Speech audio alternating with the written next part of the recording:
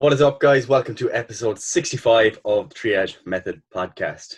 Me, Gary, and Mr. Patrick Farrell back again this week. And this week, we're going to be talking about training. But first of all, Paddy, how are you this week? I am positively fantastic. I am munching down on some grapes here, as you can see. If you're watching on video, you might even be able to hear it if you're listening to this on audio. Some crunchy ass grapes, man. They're in the fridge, you know. And I'm not even going to apologize because I'm actually starving after the gym and I have no food prepared. So great it is. But yeah, Gary, what are we actually going to talk about today? So today is going to be for those individuals who feel they're stuck for time in the gym, or you're stuck for time and that's the reason you can't get to the gym. Okay, so you might be already going to the gym, you're trying to follow a program, but because of limited time, your adherence is quite poor. Okay, so that's one side of it. And the other side of it is you've never really gotten started because of that time restraint. You know, you think that you've got to be doing these 90-minute, 2-hour workouts that you see people doing on Instagram, when in fact, that's probably not the case. So we want to give you some useful strategies today that you can apply to your training just to make it a bit more efficient, because realistically, I think most people could get a damn effective workout in like 30 to 45 minutes, you know, and even shorter if you need it, because like 10 minutes is certainly better than zero. So they're the types of strategies we want to start to try and implement if possible. I see. I see. So, so what we're talking about is people who are time poor. Yes? Time poor, yes. Which is effectively everyone. Yep. Pretty much. To some degree. Don't be fucking thrown in your to some degree. It's pretty much everyone in this day and age. Unless you are like a student or something and you literally, I don't know, you do like 15 hours a week in college and you're like, oh, it's so hard. And you're there in the gym for 3 hours per day, you know? Because that's a very common occurrence. So if you are someone who, like you said, is trying to follow these 90 minutes, 2 hour, 3 hour long workouts, first of all, we've discussed this before about this whole like volume debate and all that kind of stuff, how you should set up your workout and whatever. Don't have to hand what podcast they're on, but they are all on site, so it's relevant. You can find it somewhere if you just search up our stuff, right? So if you are doing this 90-minute, 2 hour, 3 hour workout, again, I would start questioning that and asking yourself, how much of that is junk volume, right? And I think that's the first thing we should start on when we're discussing this whole topic, is this, I suppose you would call it junk volume. That's what I call it. But then also the amount of fluff in your program, right? Mm-hmm. Like everyone's always heard of this like 80-20 rule in terms of like, you know, 20% of what you're doing is getting you 80% of the return, right? So what we want to do, first of all, is focus on that 20%, right? But the first thing we need to do is look at the overall volume we are doing. So say we're doing 4 days per week in the gym. Well, actually, we'll say we're doing 6 days per week in the gym and you're going, oh, it's just so hard, time, you know, blah, blah, blah. Well, first of all, I would look to just reduce the amount of days you're in the gym, because that is the easiest win in my eyes. If you're going 6 days per week and you're going, oh, I'm really time poor, like even if your workout only takes an hour, like that's still, generally speaking, we'll say a half an hour or 15 minutes to half an hour either side of that, right? Because, you know, you have to get to the gym, you have to change, you have to shower, you have to do all your bits or whatever, you know? So an hour workout per day is realistically up to 2 hours of your day gone. Okay, when you tot up all the little extra bits that you have to do as a result, right?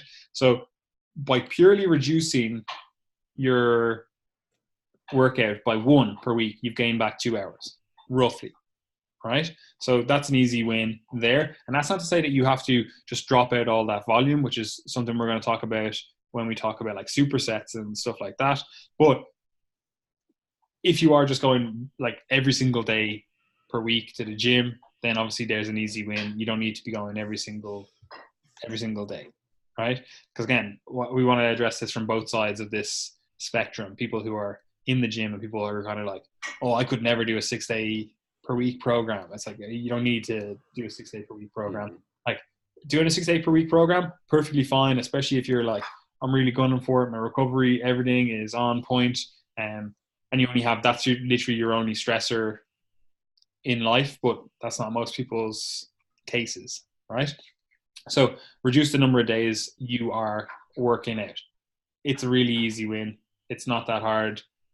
Like, to be honest, most people, they only need to be in the gym 3 to 4 days per week for most people's goals. And again, this comes back down to that kind of 80-20 rule.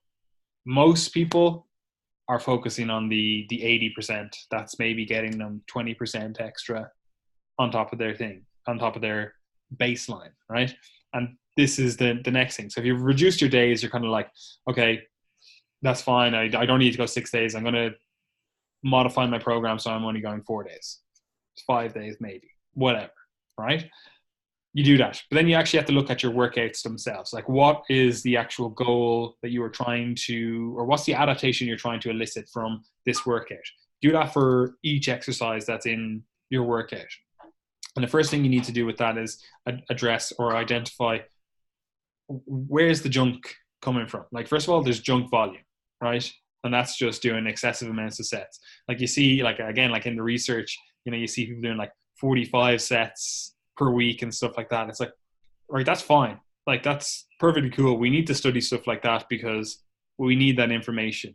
But like 45 sets per week, like if you can't get it, if you need 45 sets per week to elicit an adaptation, like I would question how hard, quote unquote, you are training, right? Because if you need 45 sets, like, and I'm sure there are people out there, I'm not questioning the fact that, you know, maybe people do need way more volume. Like, there's outliers all over the continuum, right? But if you need that, I would be questioning how intensely, and I don't mean like percentage of your 1RM, like how intensely you are training each set, right? So you look at your exercise, your training plan. You look at what exercises are just kind of in there for fluff. Like you were talking, Gary, before, you were saying, like, you know, calves. Like, some people, the calves are not going to grow. So do they just drop it out? So would that be your first starting point? If you're going, right, we're looking at the workout itself. We're kind of redesigning our thought process. I thought I had to go 6 days per week for an hour and a half each session. Maybe I don't need to go 6 days.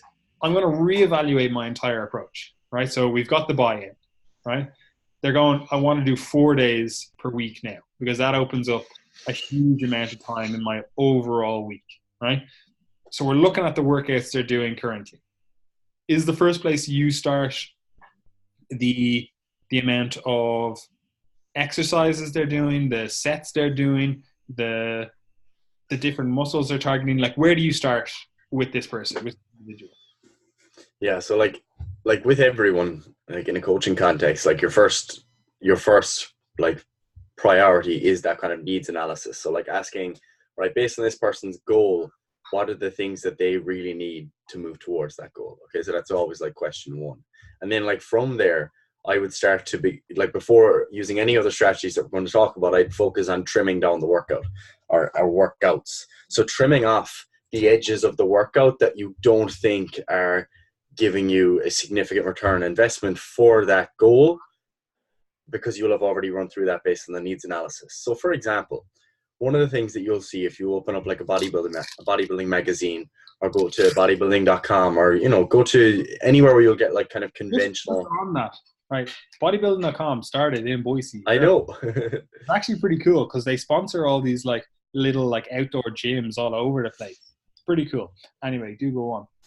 Yeah, this isn't hitting on bodybuilding.com either, because there's good stuff on there, and that's where a lot of the evidence-based community initially came out of. So those forums were good.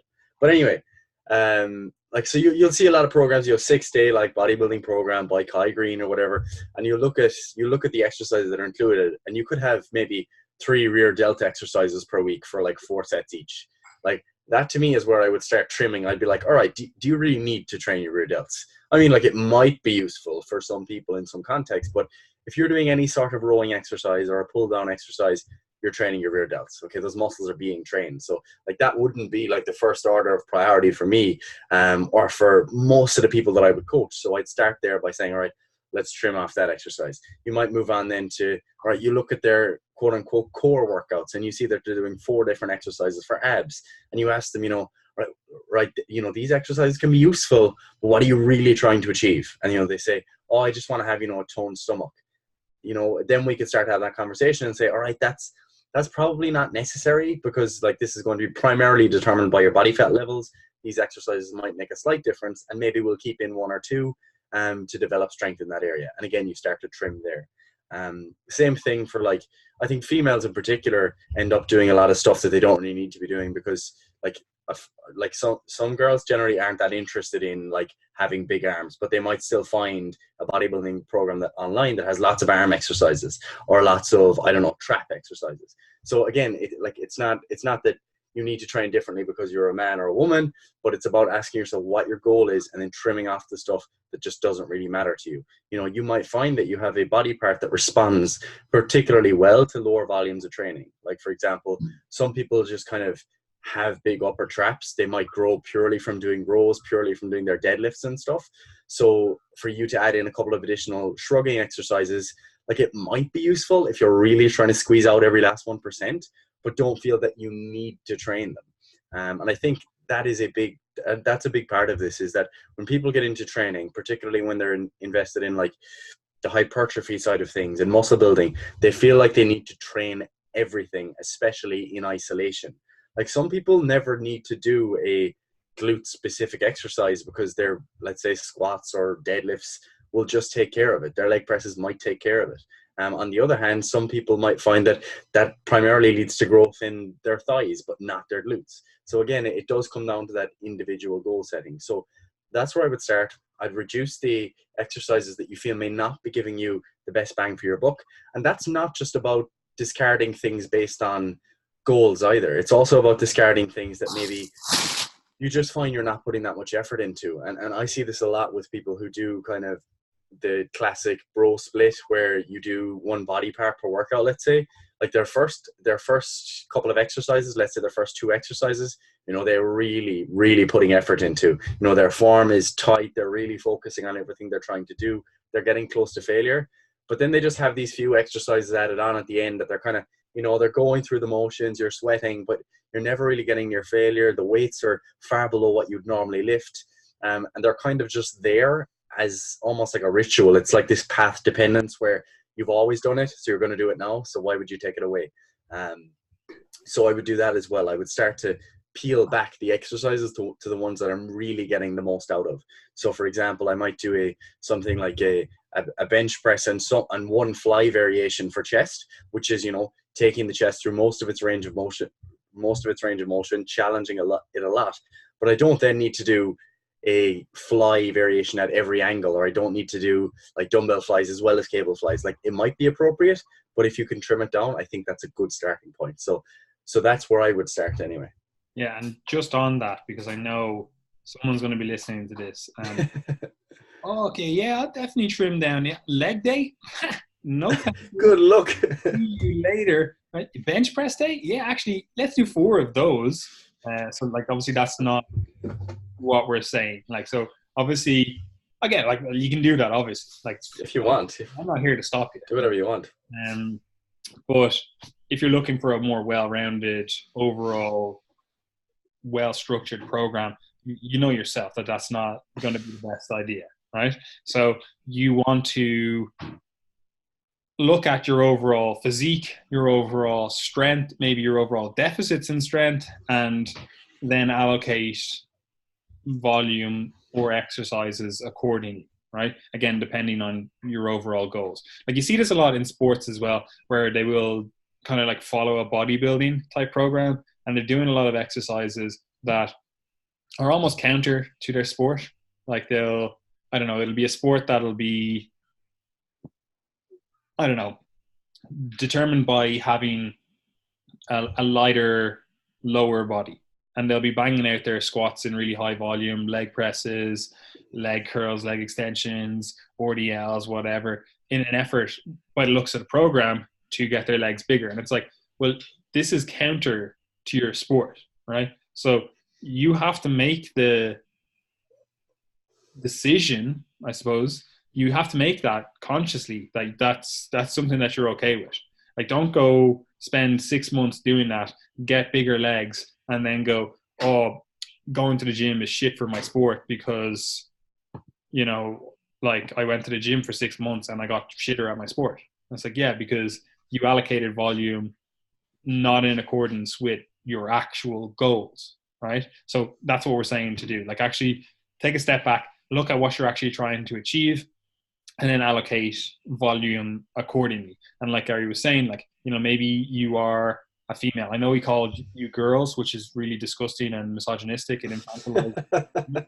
But uh, women, you know, maybe you don't want to have bigger arms. You know, I would still probably put some arm work in there at least some stage throughout your training career, so you actually know how to use those muscles, how to isolate those muscles, what that feels like, etc. But at the same time, it's like, well, if you're going to be doing, like, I don't know, your chin-ups, your lat pull-downs, your rows, or whatever, your biceps are going to grow ever so slightly. You know, same with all your pressing variations or whatever, your triceps are going to get hit, you know. So you still are getting work done for those muscle groups, but I do like to have people put in some isolation work eventually, just so they can feel it. But yeah, so if you are in that instance, like maybe you do go, okay, look, this program has X, Y, and Z for this muscle. I'm not really interested in getting that muscle massive, so I'm going to reduce the volume of work there, or potentially change the exercise so the proportion of tension is slightly altered. And what I mean by that is maybe you're doing squats and you are female and you're kind of like, look, I actually don't want them to build up my quads as much. My quads I'm pretty happy with, so maybe you do something more of like a low bar squat where you're using a little bit more glutes, you know. Like obviously the quads are still getting stimulated, you're not able to just turn them off, but you've modified the exercise so that the tension is more appropriate to your goals. I don't know how you would want to say that, but it's allocated a little bit more appropriately, you know. So there are ways to do that. Again, it might be a case of reducing the exercises. It might be a case of moving the volume around a little bit, but that's how I would do it as well. So we've got the person, they're going through it, they're kind of like, okay, so yeah, I've been following this bodybuilding split, I got it from wherever, and you're right, I actually don't need 10 different exercises for rear delts, right? So they get that, they go, okay, I'm just going to get rid of all these extra ones, and this is the one that I feel the most, this is the one that, you know, I seem to get the biggest return on investment from. And generally when you have that kind of approach, it's going to be the more compound exercises. Like if you say that about like chest, it's going to be stuff like, you know, your bench press, or I don't know, your incline bench press or whatever, right? Generally, if you're going to cut away the fluff, you're going to be left with these more compound exercises. That's not always the case. And like Gary said, you know, like there is going to be instances when you're kind of like, okay, yes, the bench press may be the most bang for my buck in terms of growing my chest, but I don't want to just never go through these ranges with my chest. So maybe a fly variation in there as well is going to be really beneficial, right? So you have that approach, you're looking at your exercises, you go, yeah, knock that one out, knock that one out. Cool. I've gotten rid of that. So your overall volume, your overall work has gone down because you're allocating overall volume a little bit more appropriately with, first of all, your exercise selection, right?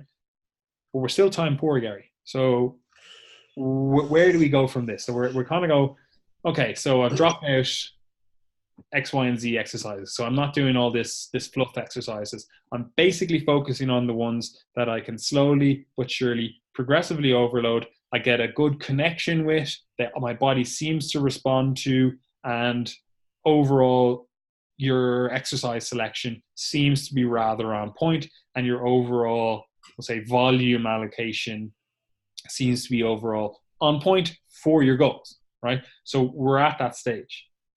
What's the next one? Would you start bringing in supersetting, or would you start bringing in, we'll call them extended sets or density boosting techniques? Like where do you go from here?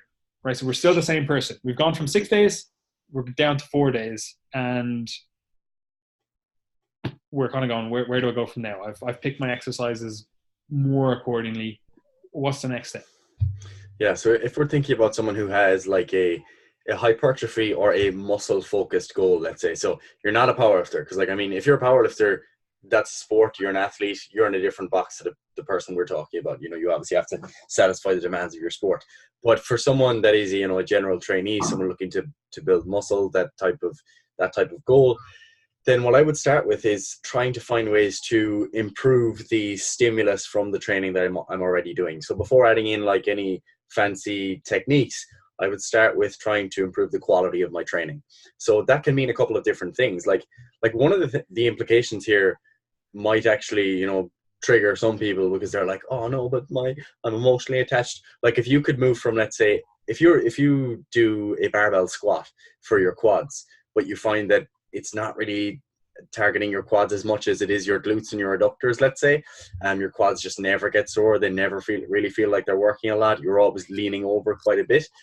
Doesn't make you a bad person, but it mightn't be the best exercise for your quads. So I mean, it could be the case that you actually get on much better when you do something like a hack squat. So if you were to do a hack squat variation where you can get into that deep knee flexion without your back or hip extensors being the limiting factor, then that might actually be a better option for you, because you're locked in. Your thigh muscles, your quads, your hamstrings are still going to be working, your adductors and glutes will still be working, but you're locked in and you're making sure that the lower body is the limiting factor there, you know, and the fact that you don't have to hold that bar on your back, there's less complexity involved. You can isolate, even though you're not isolating anything, the muscles you want to target a little bit better. So in that case, like that's why you'll see so many bodybuilders who care about trying to maximize the stimulus, like use a lot of machines. Like, you know, you'll see that with let's say Jordan Peters, who's kind of changed his training philosophy over the last few years. One of the things he does more often now is uses machines that are well designed to maximize the stimulus within the session. The same with like Callum Raisin from the Muscle Mentees, and what is it? Raisin Dick. Oh, Raisin Dick, that's his name. And what's the other guy's name? I don't know. It doesn't matter. Anyway, Lube, that's his name. Lube from the Muscle Mentees. What? Puke. Oh, Puke. Is that it? But anyway, yeah, you know, you'll see those guys using machines as well and doing different things to improve the stimulus of the exercise that they're applying. And I think that's a really good strategy if you are someone who, one, has consistent access to the same equipment. Like that is a barrier for a lot of people, especially in Ireland. We don't often have the gyms that you have in the UK and in America, especially down here in Kerry. But you know, it is what it is. But yeah, that's one way of doing things. Like if you find that there's a machine in your gym that just hammers your chest way better than a bench press, use that exercise if it's going to provide a more efficient stimulus. Same with things like rowing exercises in particular. Like a lot of people just don't get very much stimulus on their lats from doing barbell rows, especially the way that they do them. And because there's a lot of other muscles involved there's more fatigue. So if you find that there's a chest supported row variation in your gym that provides a really good stimulus to the back muscles, feel free to use it. Again, so exercise selection is definitely part of that. Another part of that, of the quote unquote quality of your training, is finding ways to get closer to failure without, I guess, technical breakdown or using things other than the target muscle. So if you're trying to use your chest, then you want to be using those muscles and not just coming down and, let's say, slapping the dumbbells and moving your back position and moving your scapula, you know, those different compensations that you'll see people coming up with to move the weight. Same in things like a barbell row. If you're trying to train your lats, then you don't want lots of jerking at the spine, lots of jerking at the arms, moving the hips, moving the knees. You want to minimize that stuff. So the way that you lift, your technique, your intent definitely comes into it there as well. It doesn't mean that it has to be totally perfect or that any deviation from normal is bad. And it also doesn't mean that your perfect technique, or the technique that feels like it works best for you, it doesn't mean that that's the same as the one for me, and the best example of that will be exercises like squats. Like you'll see guys on Instagram who have really short femurs and these really upright squats, especially if you look at Chinese weightlifters, like their quads are getting hammered every rep and it looks perfect. It looks almost like they're on a hack squat machine. But for you, with your big long legs, every time you do a squat, you're leaning over, it just doesn't feel the same for you. So exercises are different between people, and that's totally fine. So they're the first two, and then I suppose like I said, trying to get closer to failure, that in and of itself is a skill.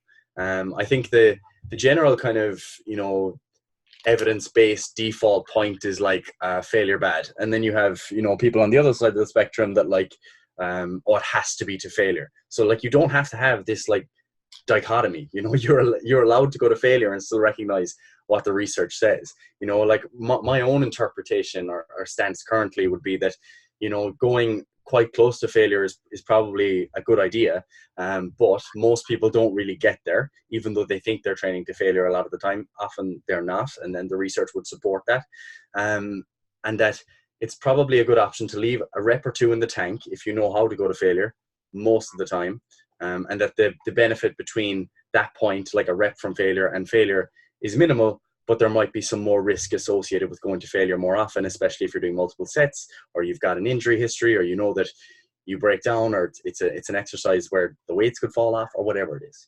So you don't have to have this hard stance that like you must go to failure or you must not go to failure. But if you can find a way to get closer to that point, that's probably a good way of increasing the stimulus, especially when you're trying to reduce the number of sets that you can do. So if you normally do 4 sets, let's say, and you leave 2 reps in the tank, then you could reduce your time in the gym by doing 2 to 3 sets closer to failure, because there's more of those really stimulating reps.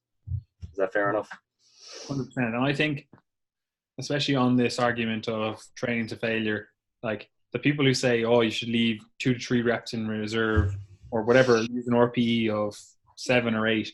I'm like, yeah, you can say that because you know what failure actually is, right? Well, you would hope anyway, right? And it almost misses that kind of thing where, everyone always does it, like, and we're not immune to it either, where you kind of forget what it was like when you first got into the gym. Like you just didn't know what failure was. Like most people, like they could be training in the gym for 30 years and still not know what actual failure is. Like they might have achieved it once or twice on an exercise when they were hyped up on whatever new pre-workout with their mates there with them, kind of fucking, oh, come on, So most people don't know what actual failure is. Most people just stop when it gets a little bit hard, like they start feeling the muscles. Yeah, maybe the next rep I won't be able to get. So no, I'm just going to cut it short. Right. And that for some people, that could be like 5, 6, 7 extra reps available to them. Right. And they're thinking like, oh, that was an RPE 9 or a rep. I had 1 rep in reserve there. And it's like, no, you actually had 7 reps in reserve. Yeah. So that's unfortunately the majority of people. Well, the majority of people you see in commercial gyms anyway, right? So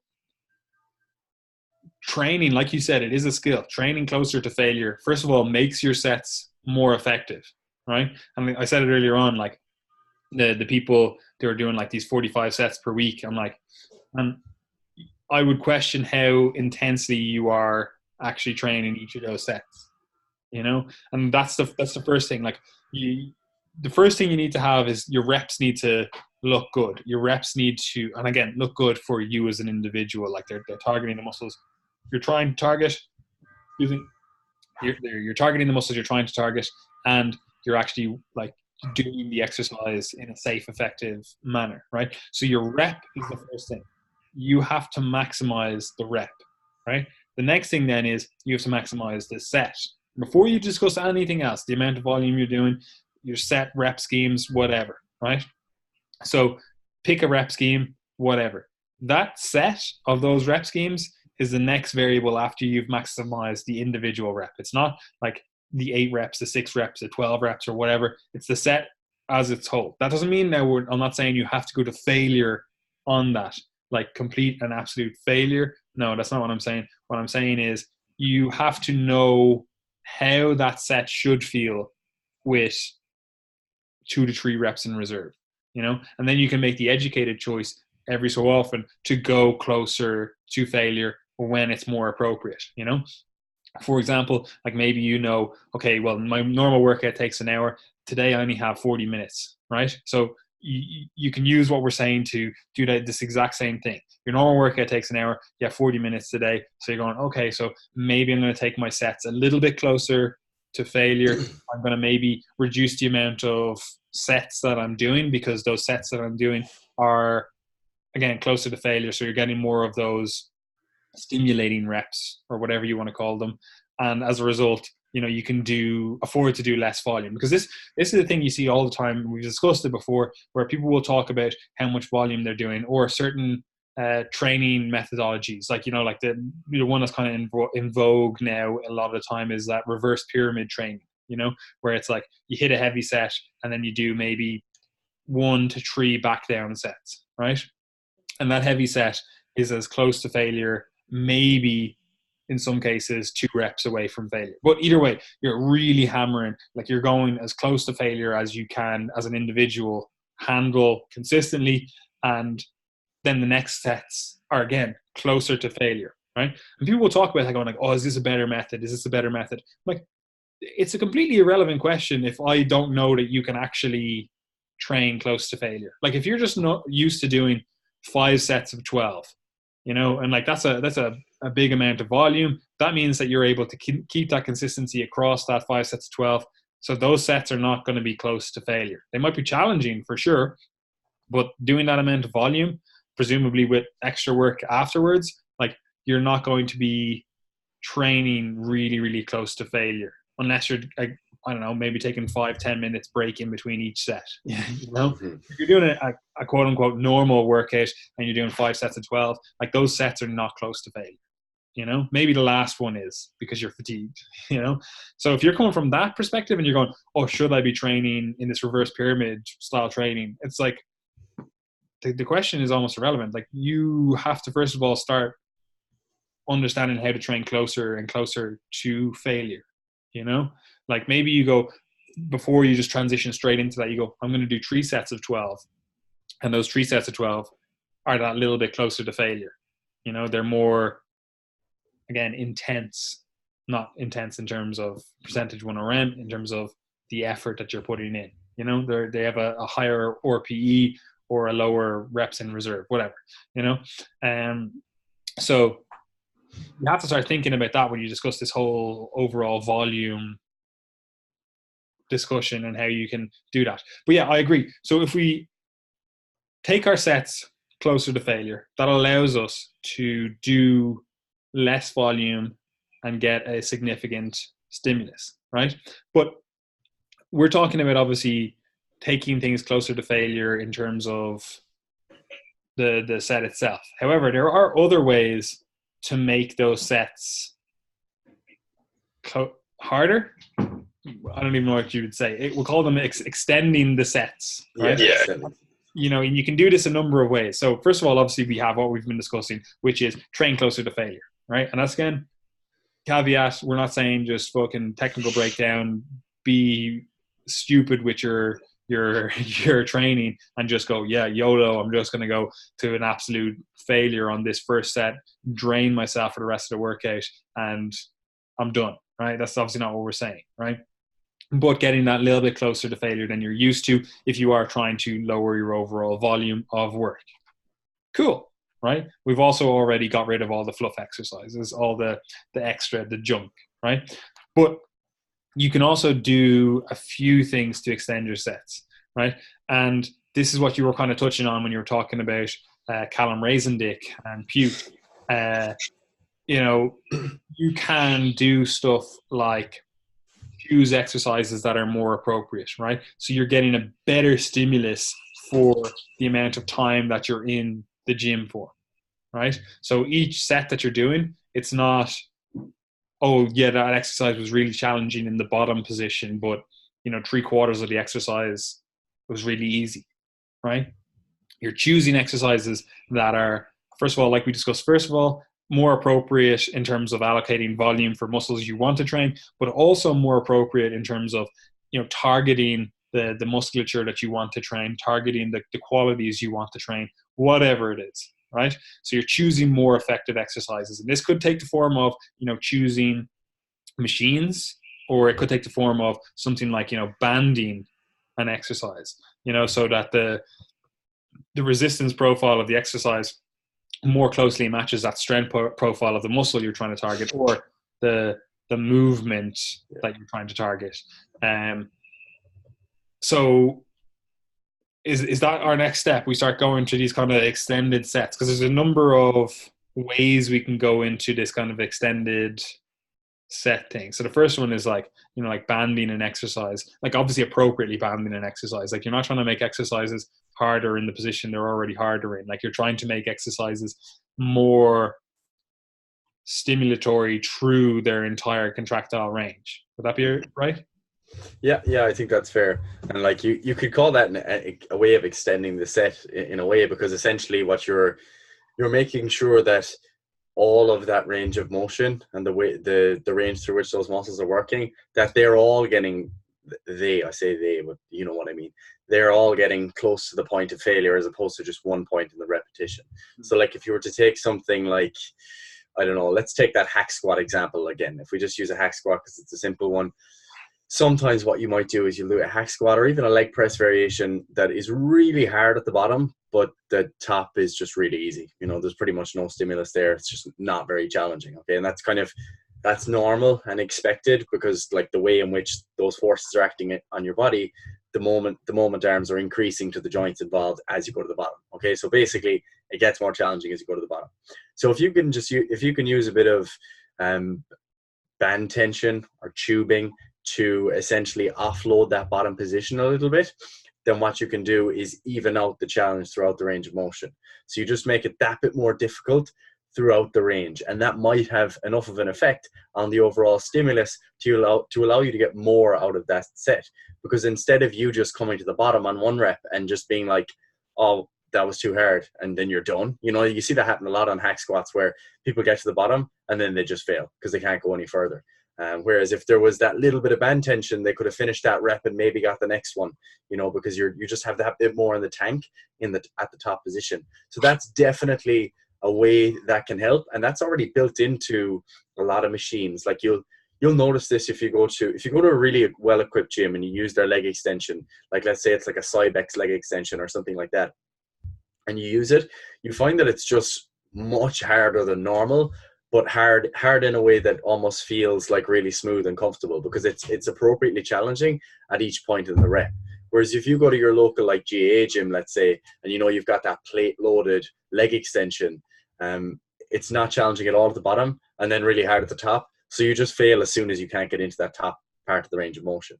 So they're the types of things that we're talking about, and that's definitely not as black and white and easily applicable, I think, on an individual level, just because people sometimes see bands being used and they're like, oh, I'm going to band every exercise, and some of them don't actually make sense. And you need to consider like how much band tension relative to the weight that you're using to get the most out of it. But it's definitely something to consider, and it's definitely something to consider as it relates to machines as well. If you think that one machine feels particularly good, there might be a very good reason for that. It could be the way the resistance is being applied, so that might be a good option for you. 100%. And again, like this is something that you have to know a little bit more so that you can apply appropriately. Like you're not just banding every single exercise. Also, you're not just, like Gary was saying, like that hack squat. It's not just like that kind of reverse banding it. Like maybe the bottom position is perfectly fine. It's not that's the case. It's just that the top position is really easy. And you'll see this on like say a leg press. Like you'll get to that bottom position where like your knees are closer to your chest, and then you extend it's really hard there, and you extend your legs, and it's half the range is really easy. Like it's nothing. You have to load up 400, 500 kilos, and it's just basically just getting that last little bit of terminal knee extension. It's like, all right, like first of all, we're talking about reducing the time in the gym, and if you have to load up 500 kilos onto that leg press, like I'd rather just slap a band on it, 2 bands on it, and that literally, okay, cool, boom, half the weight.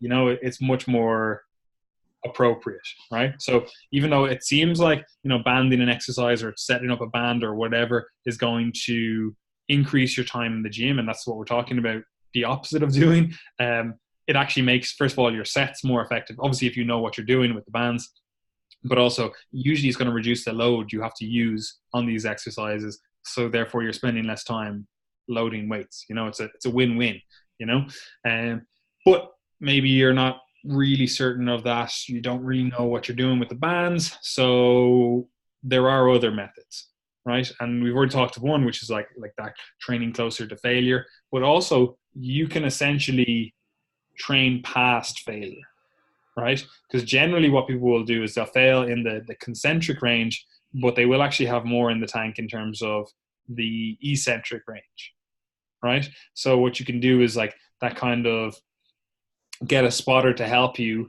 which is essentially what the bands are doing, but get a spotter to help you get that concentric range completed. Maybe they just give you that little, you're in the hack squat, like Gary was saying, you're in the hack squat, they give you that little bit of a push out of the bottom position, you finish your rep, you then control again the eccentric portion, they give you that little push out of the bottom, again you control that eccentric portion, maybe you get 3 to 5 extra reps that way, right? You're essentially overloading that kind of eccentric portion. Now, most people train the eccentric portion, like that lowering portion of the lift, like it's not even part of the lift. They literally just go just relax themselves, like completely just let the weight fall, right? Which is not how you're supposed to train. You're supposed to train with a controlled eccentric. That doesn't mean you have to use a tempo, although we generally recommend using some sort of tempo when we're looking to control stuff.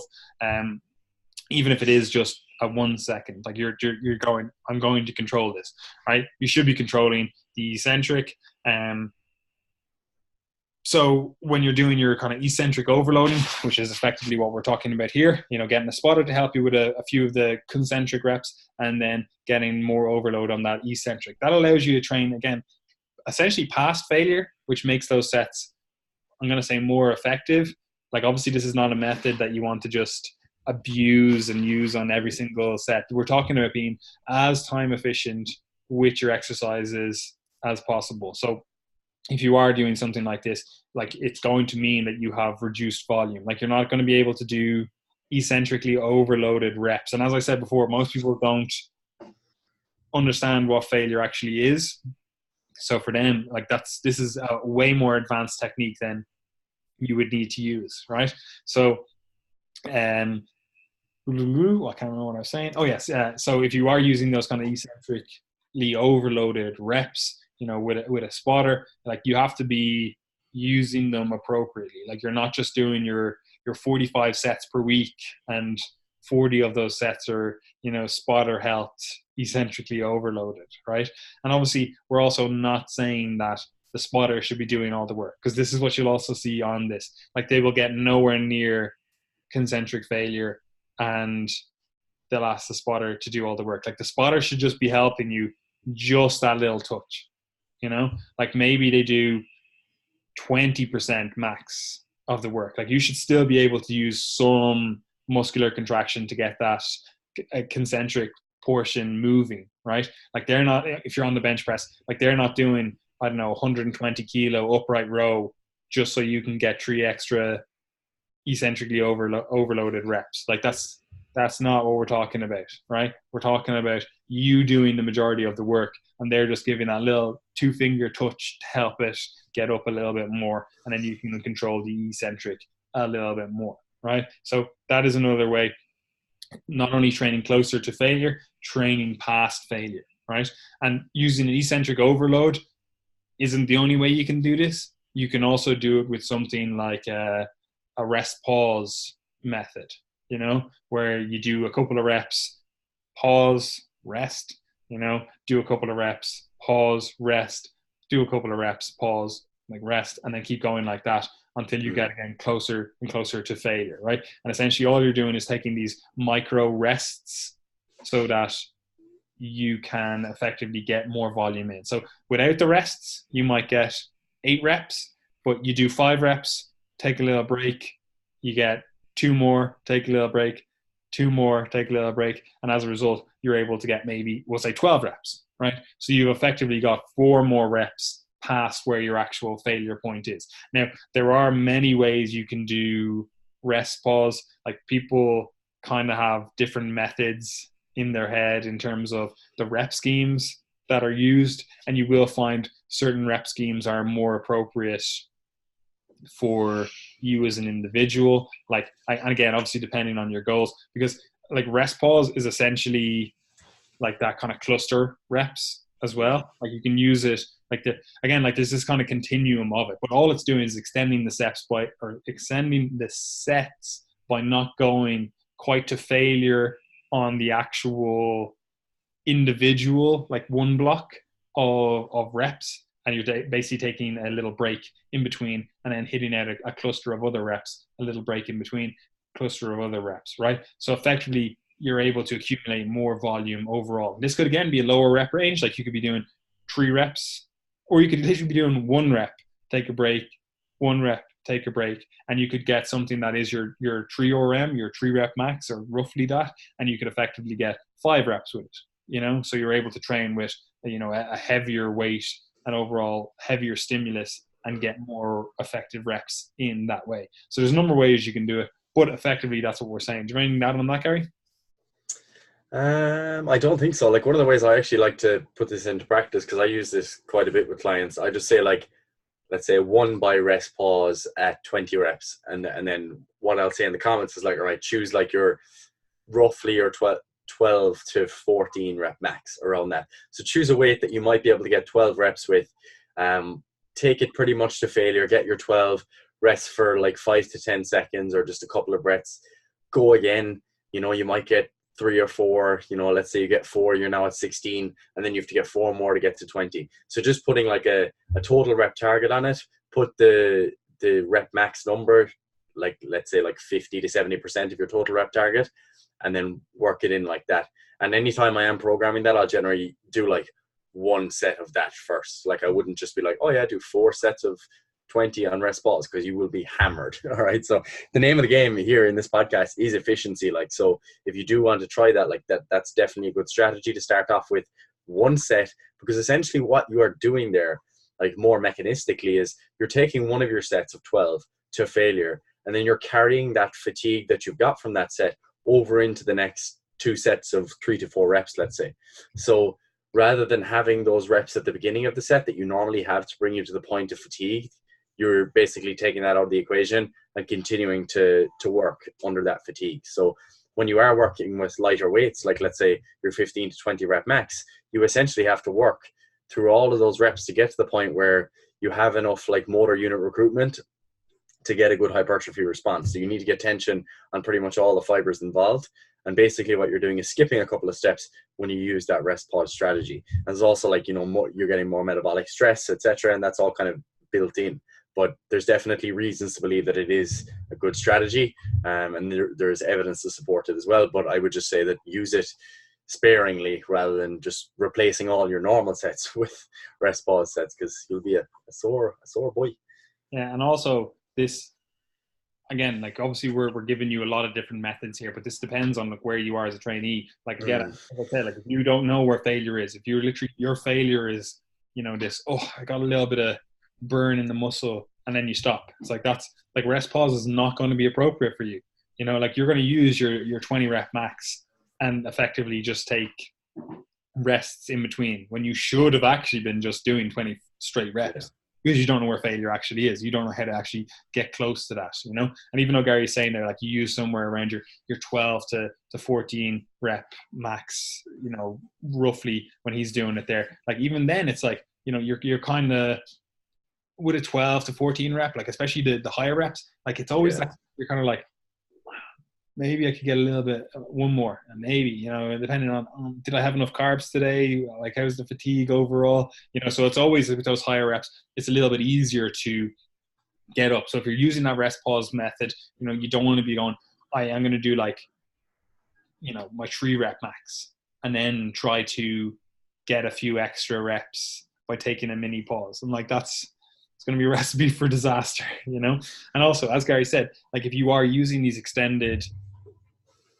set techniques. Like you have to look at them appropriately. And again, like what we're trying to do is reduce the amount of time we're in the gym. So you wouldn't be doing this super high volume and this super extended setup, you know? So, or you could effectively pick 4 exercises that are really good for you as an individual and just do 4 rest pause sets, you know? And that literally going to take you maybe 30 minutes, 30 fucking grueling minutes in the gym. You did 4, quote unquote, 4 sets, but those 4 sets were like past the point of failure, you know? So again, that could be a way that you literally go, I only have 30 minutes. I want to absolutely hammer myself in those 30 minutes and get the most effective stimulus that I can possibly get. You know, maybe you are going on holiday this week and you only can do 2 sessions and you're like, I want to make 2 really, really effective sessions. And you kind of go, I'm going to do a rest pause,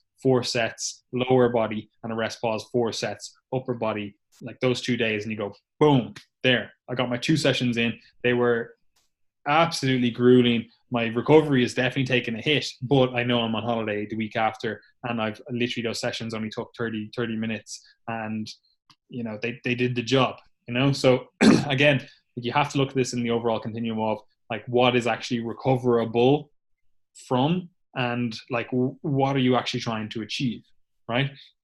So I had something next to say. Yeah, so effectively what you're doing there is you're improving your ability to go past failure. You know, you're making your individual sets more effective, right? But maybe you are an individual that isn't able to kind of push past failure, you know? Like you're kind of like, oh, like I'm not really able for that.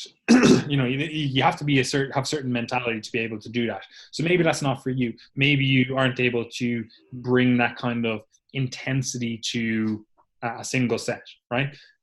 That doesn't mean you're left and you're gone. Okay, look, your workouts are always going to be long. You can also do stuff that are aimed at improving, or rather, clustering more so the density of the workout you are doing. And there's thousands of ways you can do this, but effectively what you're trying to do is get more work done per unit of time, right? And obviously those intensity boosting techniques that we were talking about there, which are like, you know, training closer to failure, eccentric overload, you know, the rest pause, that kind of stuff, like, or banding, or getting a spotter, or whatever, right?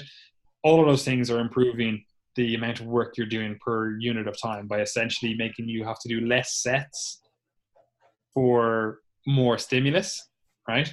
But you can also do more sets per given unit of time. And what I mean by this is maybe you normally take 90 seconds break in between every set. You know, like a method of reducing your time in the gym would be just reducing that to 60 seconds, right? Now, you have to obviously caution yourself with that and realize that this is probably going to accumulate more fatigue per unit of time. And, you know, if you go all out on that first set and you only give yourself 60 seconds to recover before you head into your next set, like you will still be under recovered heading into that next set. And as a result, probably have to use a lowered weight, which is maybe going to give you a lowered stimulus. However, you can also argue that those reps that you do in that fatigue state are maybe a little bit more effective, because essentially you kind of get to a stage where your rest periods are lowered and you're almost into this rest pause type scenario, you know? And however, even speaking with that, like you have to choose an appropriate weight. Like you don't want to just choose choose a weight that the first set is really, really easy, because you know yourself, I'm only going to give myself 45 seconds break. So I'm going to choose an easy set and effectively only make the third set I'm doing, or whatever, the last set I'm doing, hard, right? So you don't want to do that necessarily.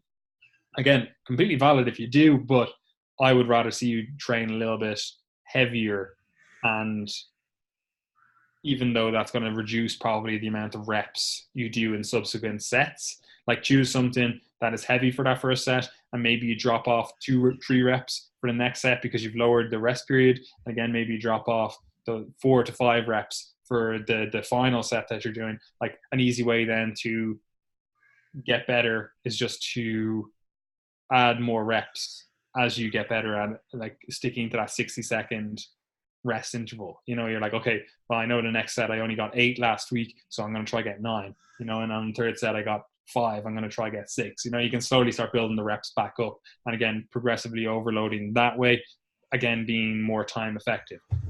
Density boosting is another method, but you just have to use it appropriately and understand that there's probably going to be more metabolic fatigue than effectively you're maximizing metabolic fatigue rather than mechanical tension. And we know mechanical tension is probably the biggest contributor to muscle hypertrophy like out there, right? So if you are using these density boosting techniques, like you have to look at it through the right lens, right? And there's a number of ways we can do this. Firstly, the method, and we haven't talked about it yet, that I most prefer is just supersetting things, right? And that's just a method of improving the density of the work that you do in the gym, right? And again, like we were saying earlier on with the individual who's gone from 6 days to 4 days. So if that individual was used to doing a legs push pull workout, legs push pull, that's their general week. Like we could literally bring that to something like an upper lower split, right? That would be a very easy transition for that individual to make. So their leg days still stay the same, right? And then their upper body days, we kind of superset the push muscles and the pull muscles, right? Really simple superset as a result of training this kind of antagonistic muscles like the push and pull together. Like you can kind of go, okay, so I can actually take a slightly lowered rest period because I'm training different muscles. So even though like obviously your body is one whole unit, like just because you train one muscle doesn't mean that your entire body hasn't got some sort of like systemic fatigue. But having said that, training your chest isn't generally going to fatigue your back a huge amount, right? Even though obviously it is still used and you are getting this kind of systemic fatigue indicators, like your brain potentially does identify lactate in the bloodstream and kind of go, okay, well, this just contributes to fatigue, so there is that. I personally like supersets. They're the easiest method for getting more density per unit of time, right? I superset I effectively do that lower upper split 4 days per week, and that's how I maximize my time in the gym. That's why I'm spending like 4 hours in the gym, and I'm getting a lower body day and an upper body day, and I'm maximizing my time per unit of time in the gym by supersetting my push and pull muscles, right? So with supersets, Gary, would that be something that you would use with clients that are time poor? Would you superset things? And then would you superset lower body training? Because that's also a big thing where there's a lot of carryover, say like lower back has to be factored into things. So what are your thoughts there? Yeah, like I do like supersets, especially kind of towards the end of a workout. Like generally what one of the in a program I might program, it would look like, let's say the first 2 exercises maybe would be more strength focused, like generally kind of lower rep, like more joints involved. Let's say it was something like a squat. Generally not going to superset something like that because there's a greater kind of systemic effect. Okay, so even your cardiorespiratory system is fatigued, all of the other muscles that are responsible for holding that weight, there's going to be some fatigue there, so you want to be able to recover from that. So generally I wouldn't be using supersets in that context, but later in the workout, maybe it might be the case that someone's doing a leg extension and a leg curl. That's a perfect pair of exercises to superset. Might it be the case that because your hamstrings are so pumped that it's harder to get into knee extension, because you feel a bit tighter, you got that pump? Like maybe, but I don't think that's going to affect your outcomes too much. You could even argue that, the fact that you have that pump adds extra resistance against the opposite movement. So there you go, fighting your own body. But yeah, no, I wouldn't stress too much about that. I think they're good exercises to superset. Like you could even make the case for supersetting something like, let's say, a lunge or a leg press variation with your hamstring curls, like if you were doing something like that. Or again, like if you were doing calves at the end of the workout, you could superset that with leg extension. So you definitely have options with the lower body. I would just be a little bit more conservative when it comes to supersets, because like you're not going to superset leg presses and squats, like in general, unless you're just doing like super lightweight work, rather than heavy lifting. Generally, you're not going to do that. As for the upper body, like I think you definitely have a lot more options, especially if you're doing that type of split like yourself, where you're doing an upper lower split. You know, you on your upper days, you could superset any pressing variations with any rowing or pull down variations. Again, it might be the case that let's say your bench press or your overhead press is your first exercise, and you're like, I really want to focus on this, maximizing strength. In that case, I would leave that on its own and then superset the exercises that I'm maybe less emotionally attached to or I have less of a goal as it relates to strength for. So yeah, there's definitely options there. Like I use this a lot. Like I'll superset things like chin up variations or pull down variations with any sort of pressing movement. Once your cardiorespiratory fitness is good, you'll be fine. And that might actually tell you that you might need to do a bit more cardio, you know, on the side. Because some people do find that. You'll see when they do a superset, their strength drops off loads just because once they've done that first exercise, they're super fatigued. And you see this with people on Instagram, you know, they do anything over a set of 6 and they're on the floor like dying afterwards. It's like, all right, cardio kills your gains, something, but it might actually help your training. So, and yeah, you could even make the case as well that when you're doing those types of supersets, if it's not affecting your strength, there might actually be an additional benefit there of you getting kind of aerobic adaptations because you're keeping your heart rate elevated for a longer period of time. So there could be additional benefits there as well. So yeah, I do like them. Ideally, antagonistic muscle groups, so muscle groups that are, you know, there's not as much of a carryover. And for more strength focused people, try to keep your more strength focused exercises on their own. That would be more like you're saying, Gary. Like obviously that antagonistic pairing allows you to get more overall work done, but you could also use it in terms of using the same muscle group to essentially end the set. Like we were saying, like you could go from something like a bench press, you know, and you hit up I don't know, an eight rep max. You know, you're going close to failure on that, right? But your chest isn't completely done. Now you could use something like a drop set. We haven't talked about that yet. You know, that is potentially a valid method of essentially extending the set. You know, you maybe drop off some of the weight, you reduce it by 10 to 20% and hit as many reps as you can, reduce it 10, 20%, hit as many reps as you can, and keep doing that until you literally hit like complete failure. You know, that is essentially extending the set. We didn't talk about it then, but you could also do something like we're talking about the supersets here.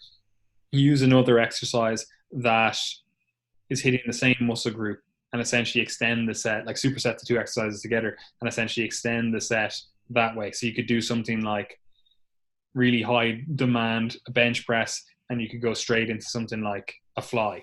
You know, people really like this for, say, well, I don't know, dumbbell pressing is really appropriate for this. You know, you get like an incline dumbbell bench press, you know, you literally hitting your 12 rep max on that, like you're literally grinding out that last rep, you know, you're getting really close to failure.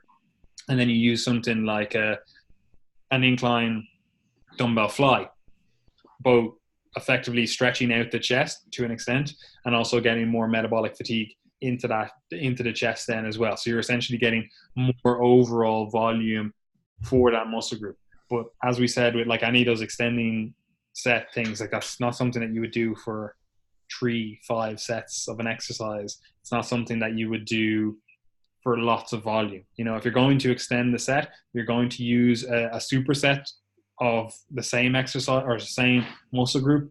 Effectively, you should be thinking of that as extending the set.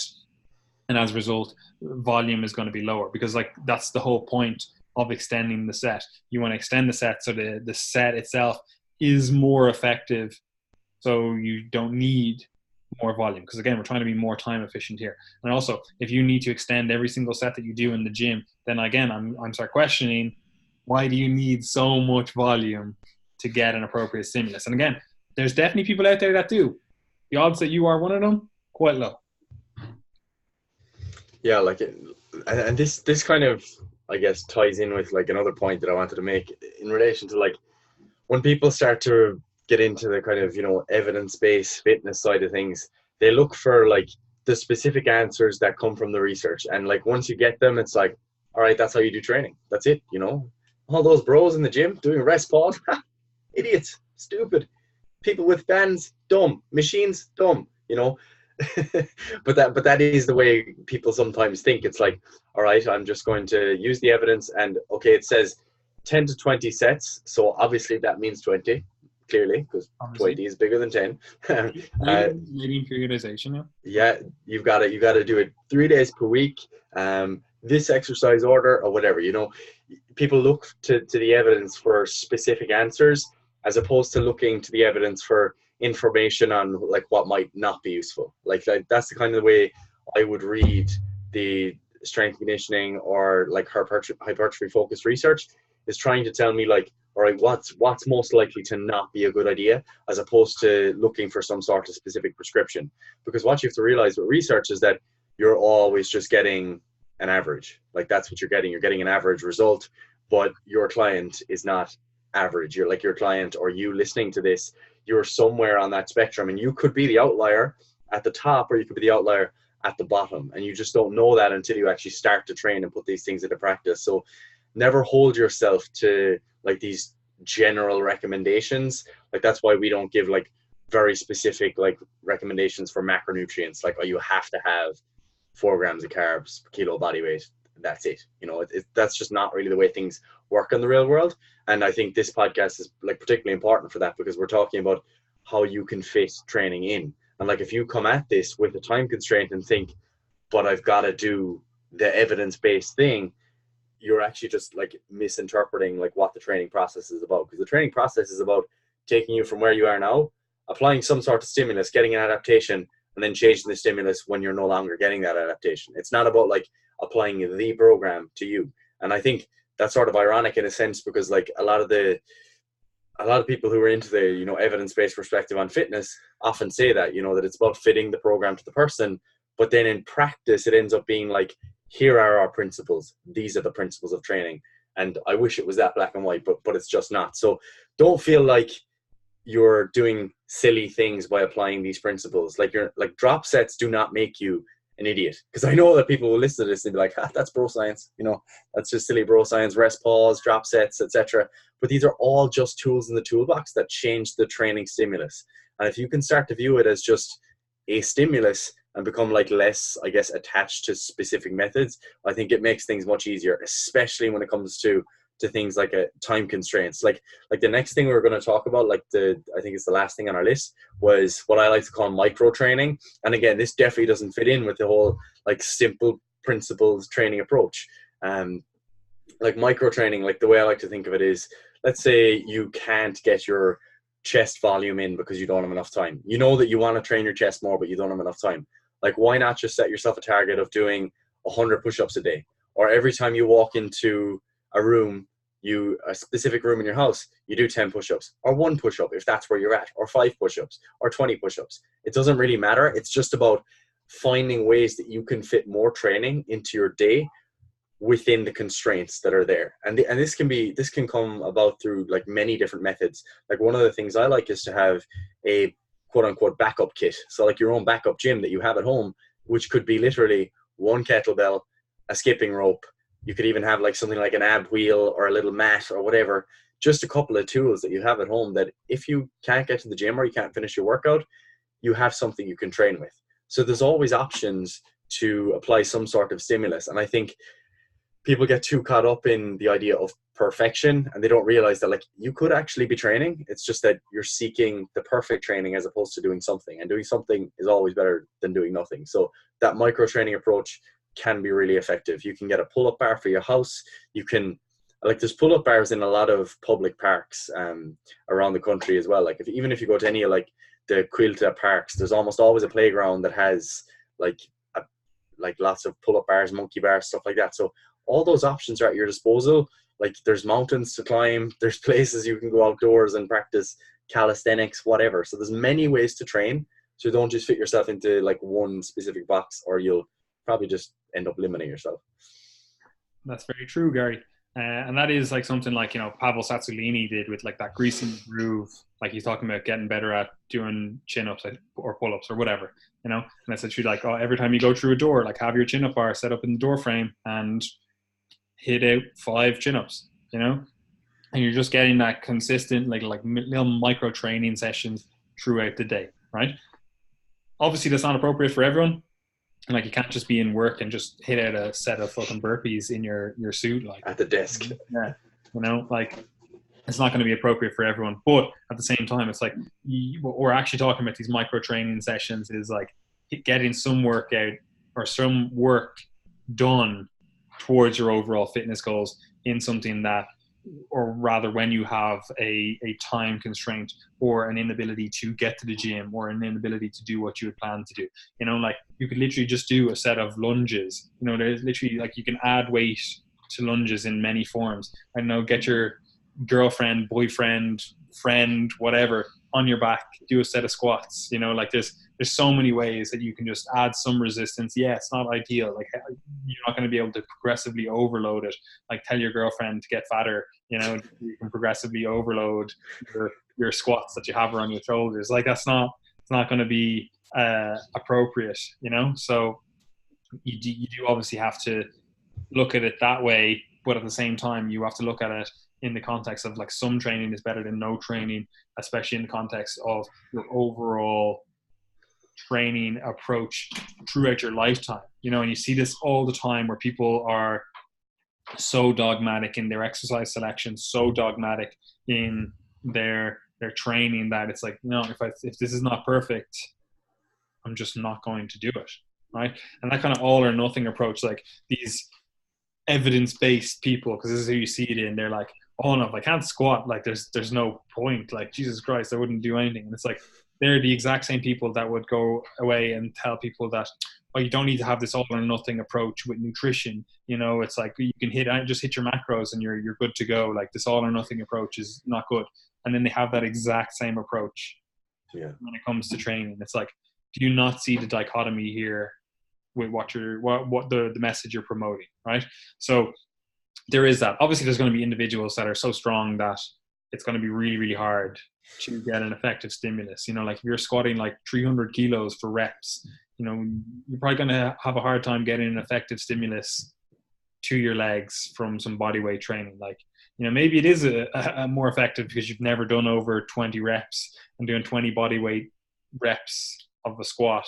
Maybe that is an effective stimulus for you. But at the same time, it's like you have to factor in your overall strength level. So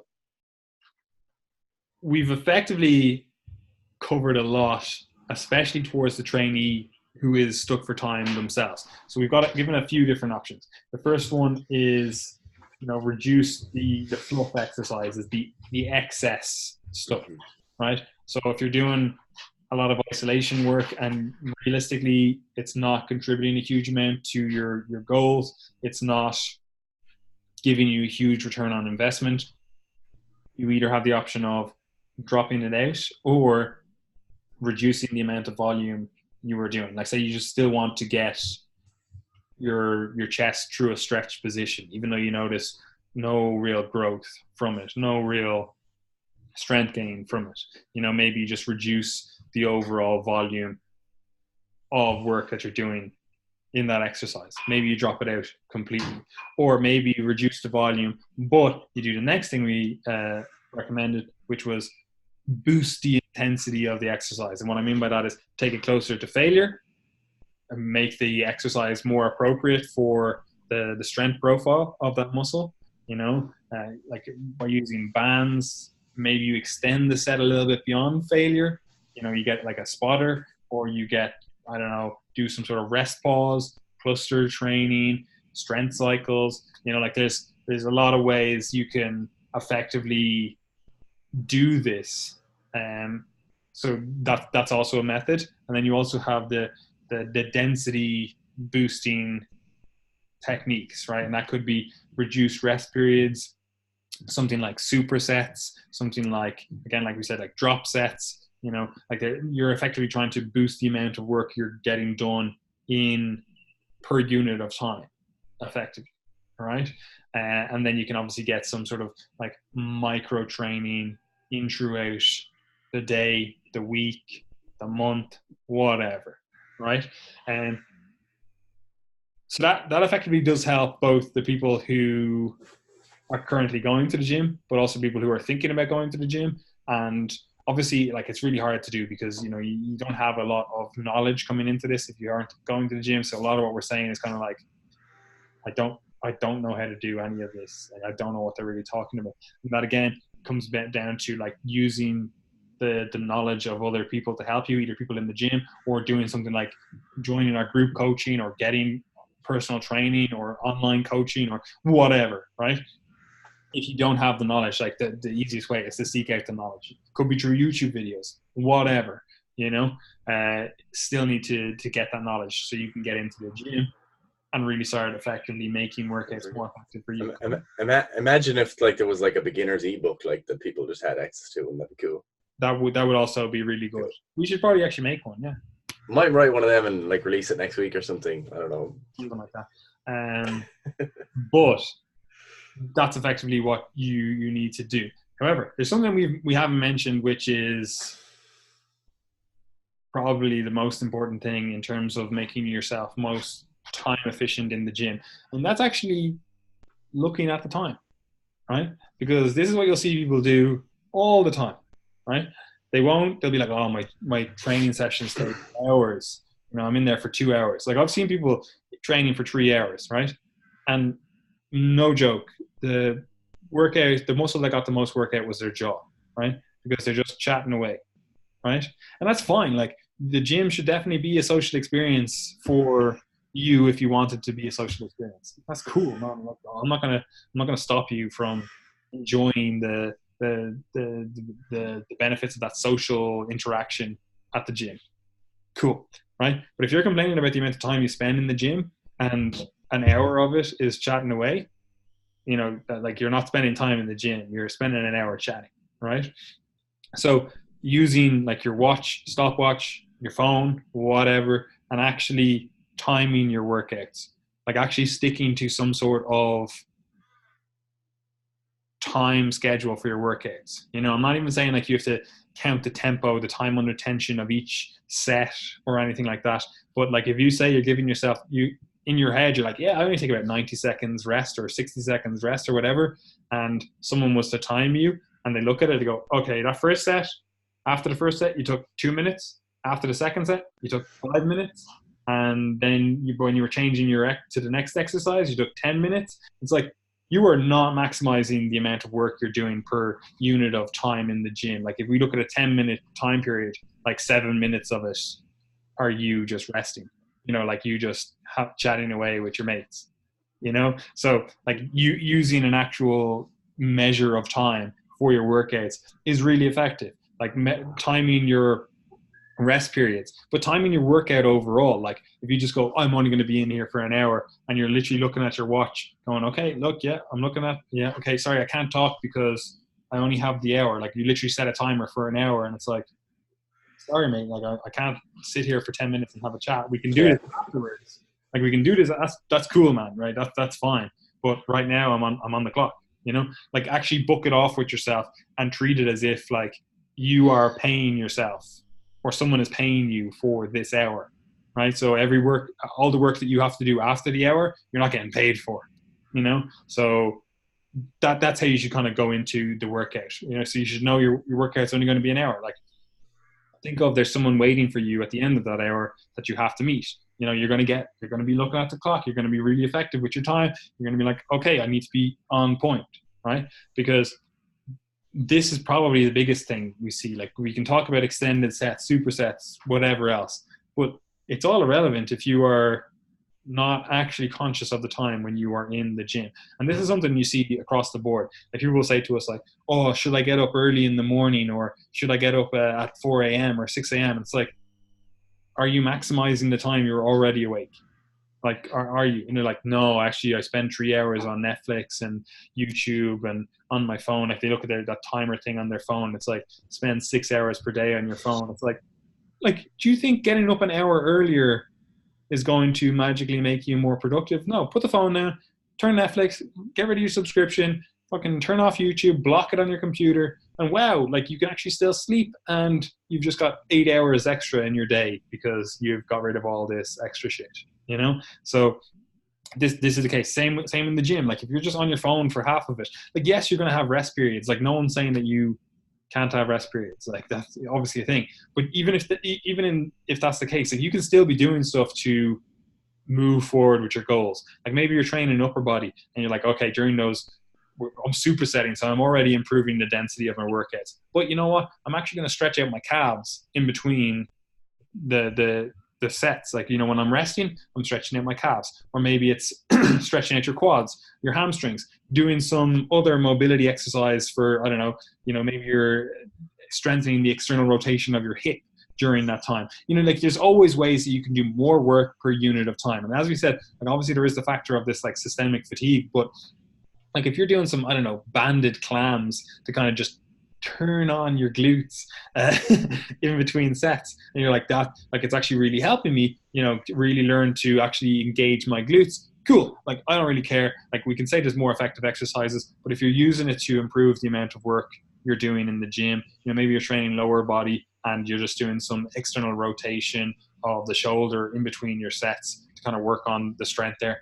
Awesome. Like I really don't care. Maybe you're, I don't know, you play rugby or something, you train your neck in between sets, you know, that would be a good approach. Same with like, you know, again, calves or something, you're like, my calves are just shit, so I'm just every single set, every single break, I'm just doing reps, even if it's body weight, I'm just accumulating reps, you know. So like there are ways to increase the density of your workout. Now that doesn't mean you have to just run around like a headless chicken and basically make everything into this circuit. No, that's not what we're saying either. Like, but being more time conscious while you're in the gym and looking to maximize every single unit of time when you're in the gym, it's a really good idea. It's a really good idea in your life overall as well. Sick.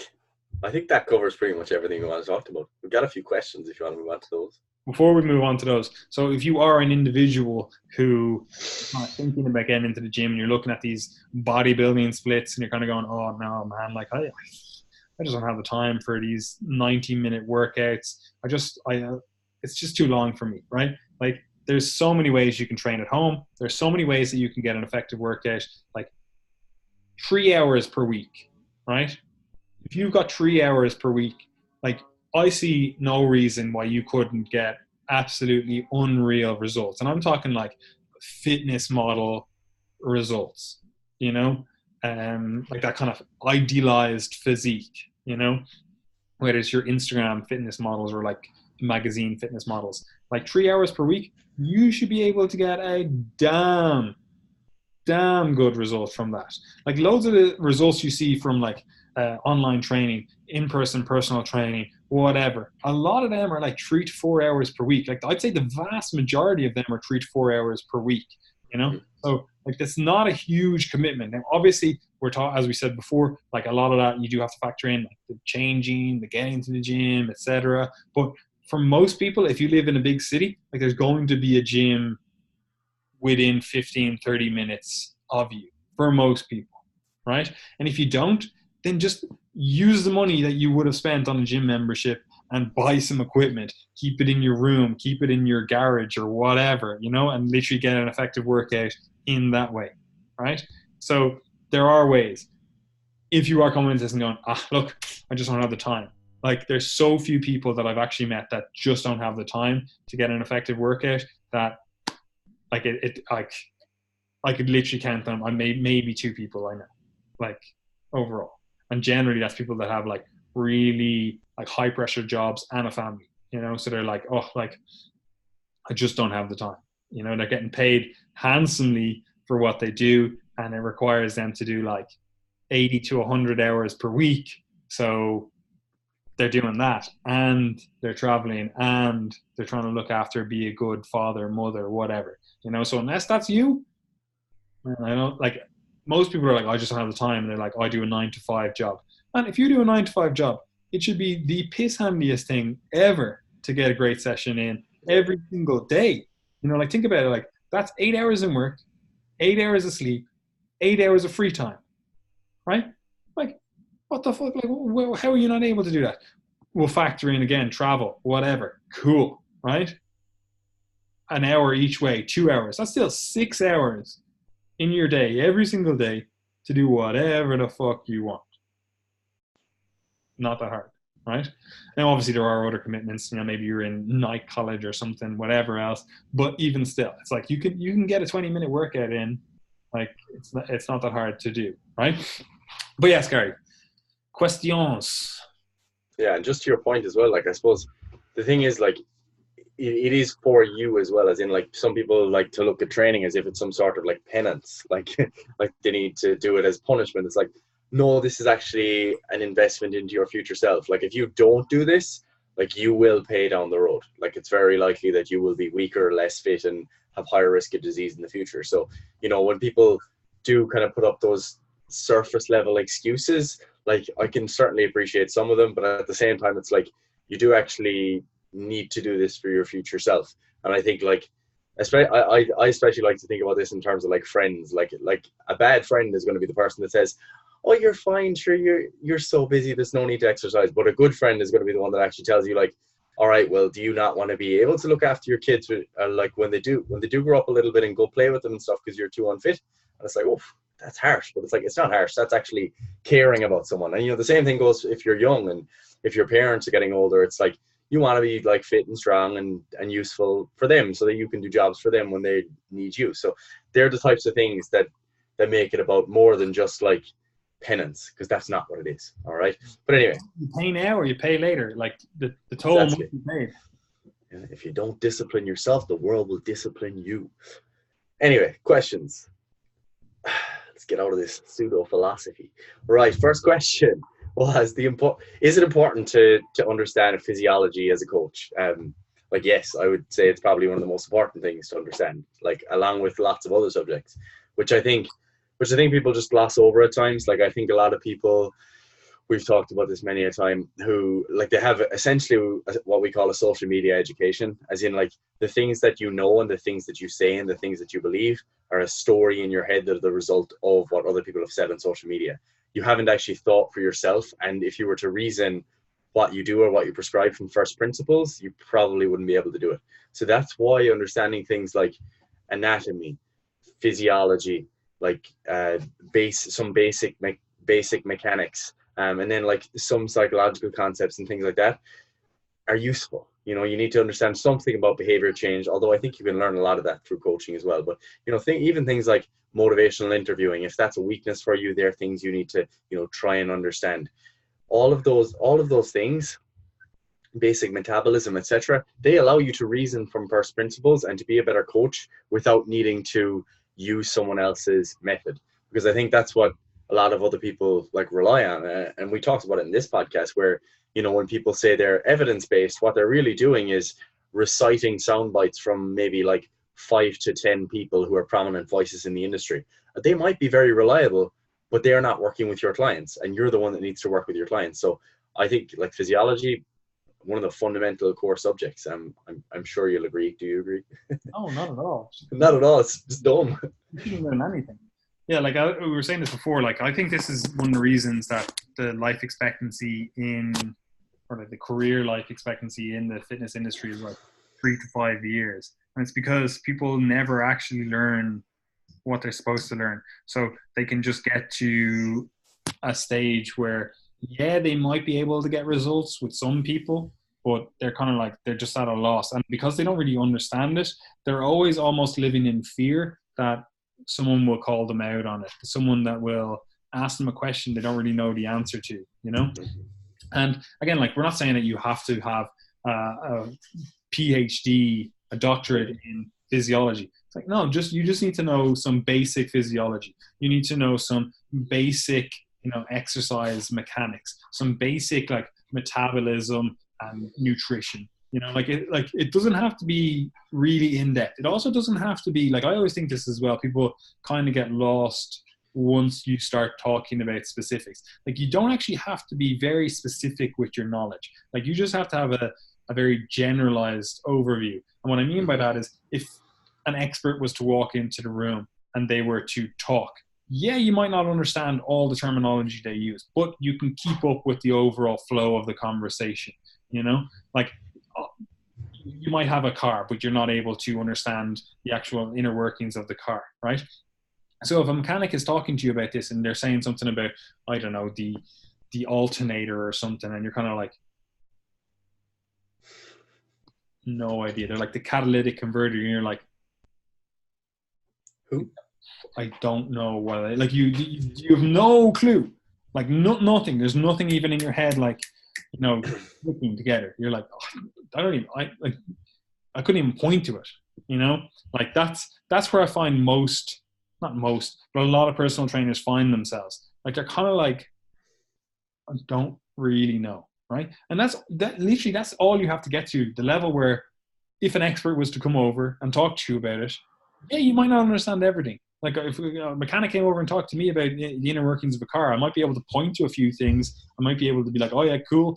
I know the rough, I know the internal combustion engine, I know the rough how it works, but like I wouldn't be able to fix it, But as a personal trainer, you should be able to listen into a conversation with someone that is a doctorate in, I don't know, metabolism or something. You can be like, yeah, actually, I understand the roughly what they're saying. Like, I didn't really understand when he was talking about, I don't know, oxaloacetate or something. And I'm like, I remember hearing that. And I remember it plays into this, cycle here. But he was talking about this extra thing. I didn't really know that, but I had an idea of what was going on with the basic stuff. And that's all you really need to do as a personal trainer. Like, yes, if you want to be an educator, you better damn well know your shit. But if you just want to help people transform their bodies, transform their health, improve their performance, whatever, like you just need to have a working understanding. It doesn't need to be that in depth.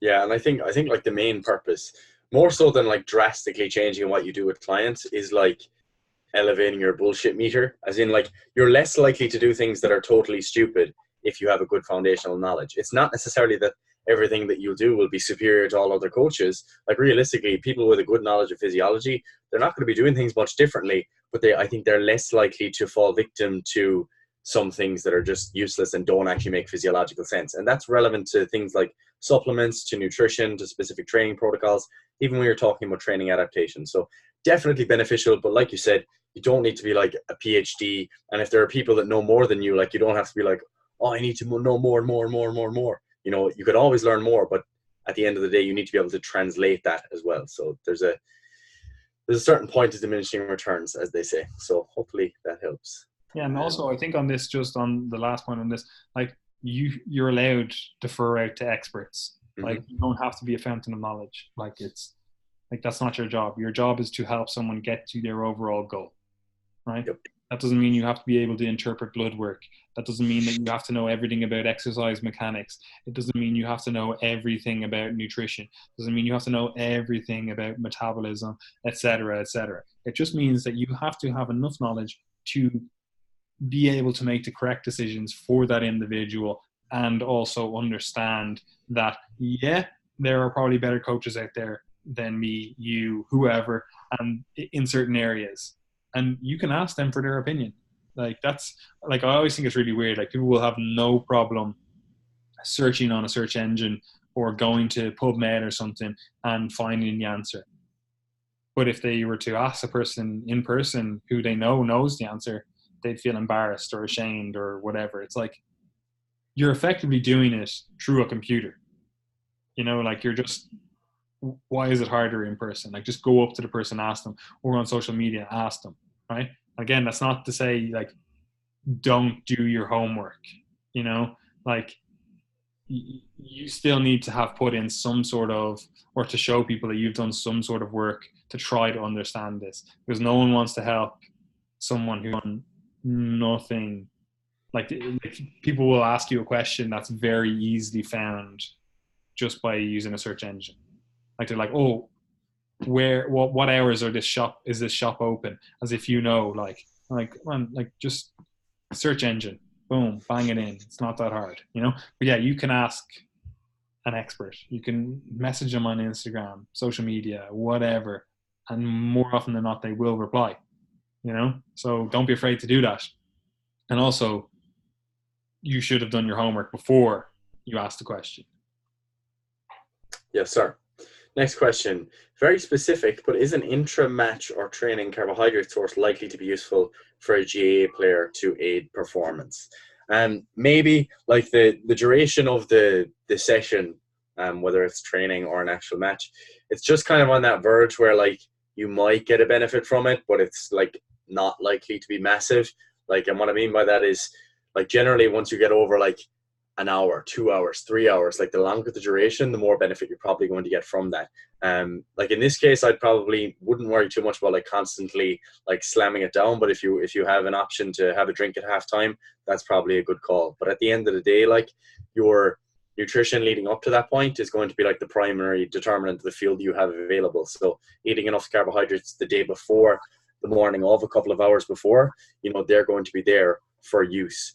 But within that time frame, like there might be a benefit, but I couldn't say for certain that there would be for you. But I definitely think there's no harm, getting in some Lucozade Sport at halftime or whatever. What do you think? I 100% agree. Like there's probably ever so slight benefits, and there's also Yeah. psychological stuff that you have to factor in. Like even like like they do that, even though there's obviously physiology to it as well. Like the swishing around of like carbohydrate solution type thing, and then even spitting it out leads to a performance boost. Again, like obviously we're talking about endurance, and like GAA obviously is somewhat on the endurance spectrum because it's a long enough match, and obviously you've got the halftime. Even though people just when they talk about sport, they just discount the breaks as if they don't count. I'm like, that's still part of the overall thing. Like your aerobic system doesn't just turn off. Like lactate is still being buffered out of the cell. Acidity is still being buffered out of the cell. Like things are still working.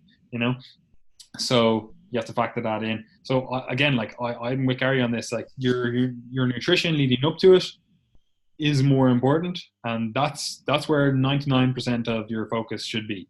Your nutrition, both in the day before, the day of, the week before, the month of, everything should be dialed in before you start thinking about these little extras. However, if you do have all that stuff dialed in and it's literally you're like, okay, well, I'm actually just going to add in a little bit of dextrose powder to my water bottle and keep it at the sideline, so whenever I get a chance, maybe you just have a sip of it throughout the match, maybe you have a sip of it throughout the break. I see literally no issue with that, especially if it fits in with your overall calories and macronutrient goals. Like, I'm like, yeah, that's cool. Like the same thing I was talking about with someone who's adding calories to their overall diet, and they're trying to bulk up, and they're like, oh, I'm struggling to get calories in. I'm like, all right, let's add some liquid calories in. When is the most appropriate time to have those liquid calories? Yeah, probably around training. You're probably going to get more use out of them. Cool, add them in then. It's not a big deal. I don't think it's going to be a game changer. I don't think it's going to be something that absolutely improves your performance so much that you are now on intercounty. Like I don't think it's going to be that. However, you might notice that you feel a little bit more energetic. You feel good. That little bit of fatigue you had towards the end of the game isn't there. You're actually able to be more effective throughout the whole game. But most teams and most sports already do this. Like even though they focus on stuff like they'll have like oranges at halftime. It's like you're still getting carbohydrates, you're still getting electrolytes, you're still getting whatever. Like again, it's no big deal. Yeah, I remember when I used to be a mad Man United fan. Rio Ferdinand used to, like, towards the end of the game, he'd be going to the sideline for Jaffa cakes. I'm like, all right, it's elite sports there. But yeah, no, like the thing with this is like, unless it upsets your gut, there's no downside associated with getting the carbohydrates in, and only potential upside. So I'm like, if you have the opportunity, like, why not? So there you go. Next question: does dairy cause bloating? Like, it depends. Like, I suppose this is one of those questions where when you ask, I'm like, well, how do you feel when you eat dairy? And if you're like, oh, I feel fine, cool, doesn't cause bloating for you, get on with your life. It's one of those ones. But at the same time, like, so obviously there are individual differences. Like if you are lactose intolerant, like that is a different answer for you. Some people might find that they have a poor response to dairy and they get real bloated when they have it. But I think this is a good one for that kind of individual where you're just like, oh, yeah, I actually feel fine when I have dairy, so I can just kind of get on with it and don't worry too much about it. What do you think? 100%.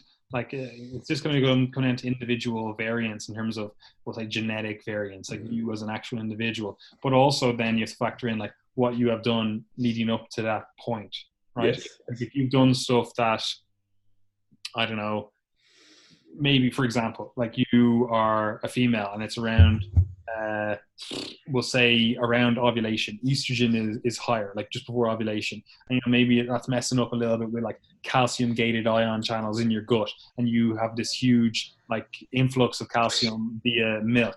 You might notice you're a bit more bloated then as a result. You might notice that. That's something, again, it's a both an individual variance, but also you have to look into like what you have done throughout the whole week. Like maybe you have been chewing a load of chewing gum and you're getting a load of like polyols and they're already like on the verge of upsetting your gut, and now you just hammer a load of these like maybe potentially carbohydrates that you are not really great at digesting. You don't have enough lactase, like you're fine, but you always kind of get a little bit bloated, gassy from it, but nothing serious. And then you have something else, this like load of polyols that are kind of disrupting your gut. Maybe then you notice you get bloated. So again, this is going to come back down to you as an individual, what you have done leading up to that point, and then how you actually experience this. Yeah.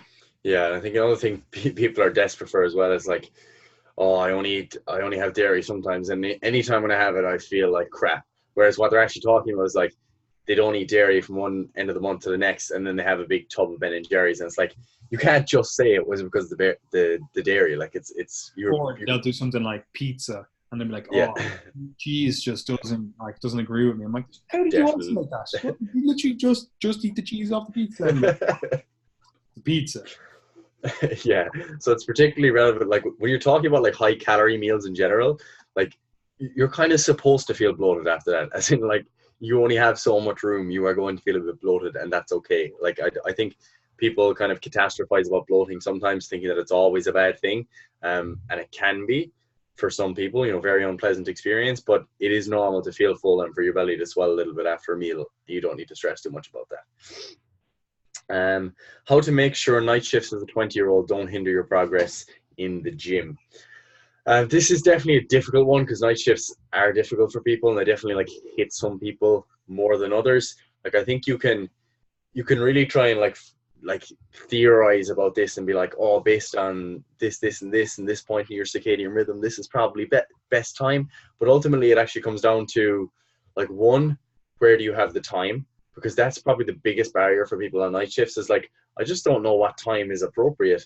And then secondly, like, when do you feel best? And third, like, when are you going to sleep? Okay, so they're the things I would first think about when it comes to night shifts, because I've had some clients who much prefer training like after their dinner before they go in for their shift, but then other clients who are just like, look, I know I should probably be going straight to bed, but I much prefer training in the morning before I go. And I don't think I have any reason to believe that either of those are going to be massively better. Like, there are downsides to night shifts, definitely. And I'm not sure there's any like particular training time that's going to be better. So I would go with personal preference, when you feel best, your schedule, etc.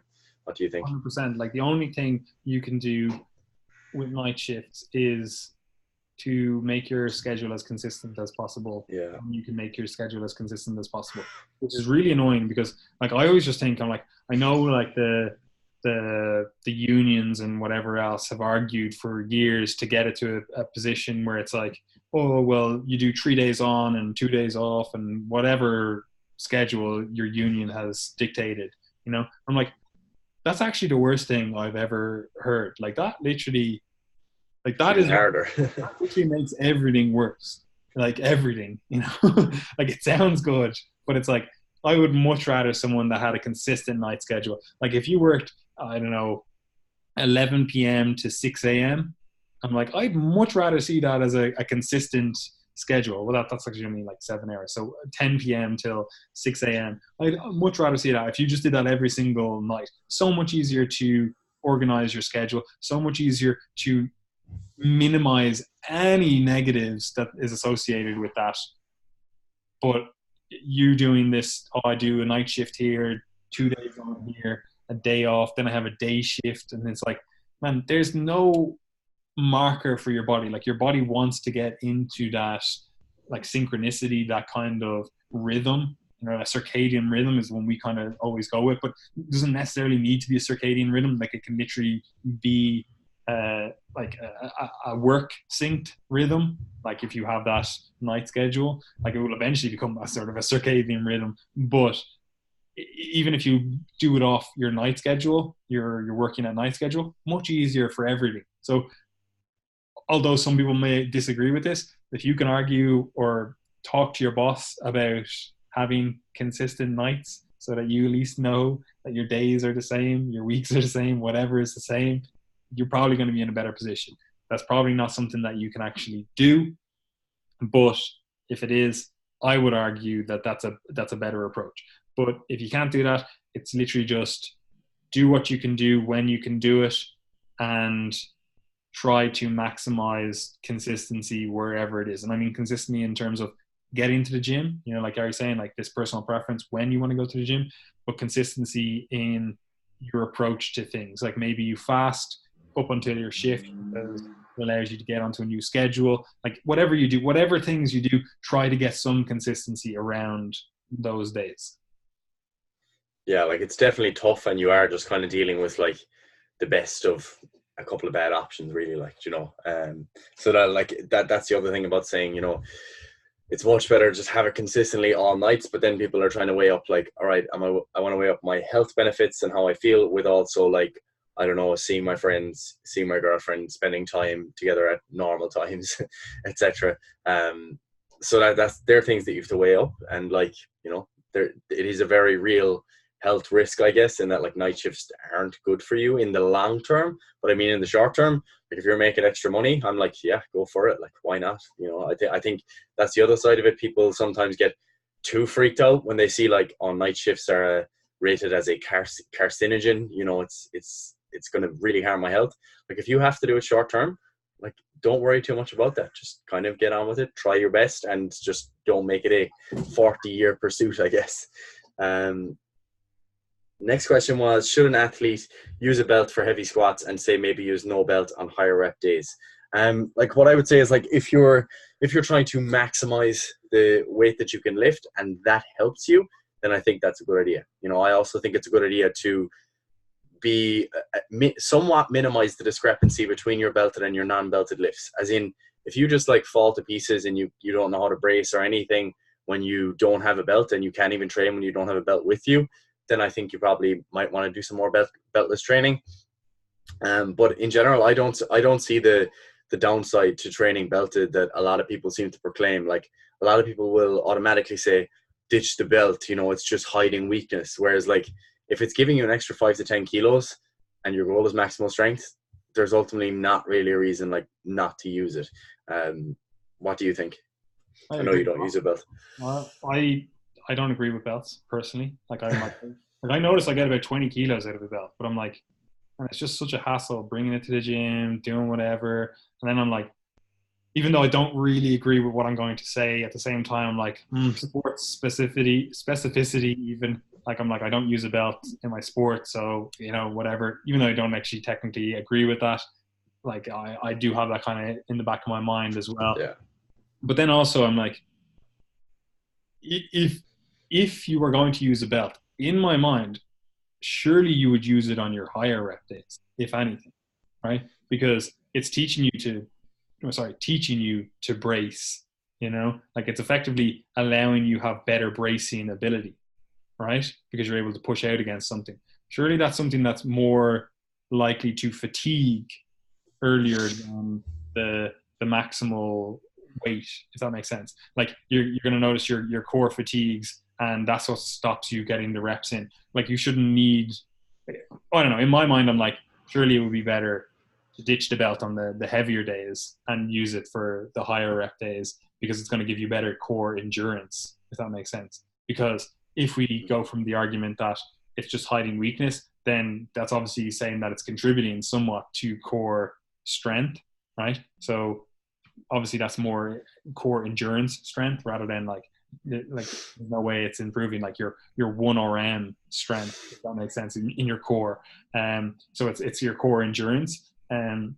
So surely it'd be more beneficial on your quote unquote lighter days, your higher rep days, in my mind. But then at the same time, I just think I'm like, man, if you're going to be doing belted squats, just do belted squats, like just across the board. Like, don't make it a big thing. Like, yes, like what Gary's saying, like you shouldn't have this huge discrepancy between the two of them. Like as I said, like I noticed about a 20 kilo addition from adding on a belt. Well, obviously it takes like 2 to 3 weeks to get fully used to it, you know, because obviously it digs into you. It feels a little bit weird the first few times, but at the same time, it's like there shouldn't be this huge discrepancy consistently. Like it should be a consistent kind of discrepancy. It shouldn't be like, oh yeah, I can squat 180 without the or with the belt, and then I can squat 100 without the belt. Like it shouldn't be this huge discrepancy, you know. But in my mind, I'm like, just do a block of no belts for a while, and then do a block of belted for a while. Like just pick your goal, stick to the exercise. Like this is like, again, like you wouldn't just go, maybe I'm going to do one day of wider squats and one day of closer squats. Like it's like this is irrelevant. Like pick what you're actually trying to achieve, and then do it across the board. Like there shouldn't be these massive variations unless you're actually looking for a variation. Like I would just treat that as a different exercise, you know? Yeah, like at the end of the day, like it doesn't really matter that much for the training outcomes that people are actually looking for. As in, like if a belt helps you to lift more weight for more reps, that might improve the hypertrophy response. It's going to obviously improve your maximal strength within that context because you can lift more weight and that's your measurement tool. So if they're the outcomes you're looking for, go for it. You know, it's going to you're still going to be strengthening all the muscles of your quote unquote core and your spinal extensors, etc. So there isn't really a known like downside of using it, other than potentially if you need to carry your strength over to something where you're not using a belt, then there might be better transfer if you train beltless, you know. So that's the only real caveat. Like, don't worry too much about this stuff. Some people come at this with the perspective that the reason you wear a belt is to protect your back, which I wouldn't really consider to be the case at all. Like it's unlikely to change your injury risk meaningfully at all. It's really just to improve your ability to maintain stability at your trunk, and that's essentially all it's doing. And I don't think there's going to be a meaningful difference in injury risk between using it or not using it, because if you're not using it and you say that, oh, not using the belt is an injury risk, it's like, well, you're also using lighter loads, and with like the belt you're using heavier loads, so they're probably going to cancel each other out, even if you did make that argument. So, and also you just factor in, it's like this is going to get more intra-abdominal pressure. Surely that's more pressure on your spine then. So I'm like, surely that's a higher injury risk to wear the belt. I don't know. Yeah, it's funny. You see those things debated like so much in the research. It's like worrying about these really like the minutiae of the forces that are happening. And like, to be fair, like one of the mechanisms that a belt works is like, if you can increase your intra-abdominal pressure, it essentially creates an extensor moment. And you can argue it reduces compression of the spine. But it's like people get so caught up in those details that they're like, all right, what's your goal? Pick your goal, work towards it, and then manage your training loads appropriately, and you'll probably be fine. You know, you don't need to worry too much about it. Yeah, I also always think that like intra-abdominal pressure thing is really weird, because they'll say it and they'll just completely forget that we have internal organs as well. And I'm like, okay, cool. Crush my liver. Literally, that's what I'm saying, right? Like literally, it's like, oh, cool. Like this, okay, we can argue it makes the spine, quote unquote, stronger. It can make your muscles better able to, you know, produce forces. You're able to transfer that through this more stable trunk, whatever. But I'm like, where do your internal organs go? Like they're feeling that pressure too. So unless you're going to like somehow work out all the forces that your liver is feeling, that your intestines are feeling, do like, you not? Is that a good thing? Is that a bad thing? Are you getting hypertrophy of the liver now? Like what's the crack here? Like, and then someone will go turn around and be like, oh, leg extensions are bad for your knees because of shear. I'm like, these guys. That they're colon shear, bro. Guys, like, that's what I do. I use my pressure, and then it like enhances carbohydrate absorption like through the gut, because all the pressure, you know, you're actually squeezing insulin out of your pancreas. Like exactly. That's it. That's how it works. You don't do that? Weird. And then the final question is raising your heels while squatting suboptimal? And if you must do this to get decent depth, should you try to reduce it over time? Well, I guess like the problem, firstly, Sean, you're my client, so feel free to send me videos of your squat and we'll sort that out. Secondly, is raising heels while squatting suboptimal? Yes, probably. Like you don't want to be shifting onto the front of your feet because firstly, like you're not going to be very stable on the front of your feet. It tells you that you're either losing position or exceeding the range of motion that you have available elsewhere, so that you have to kind of shift forward. And ultimately, like there's unlikely to be any benefit from doing that.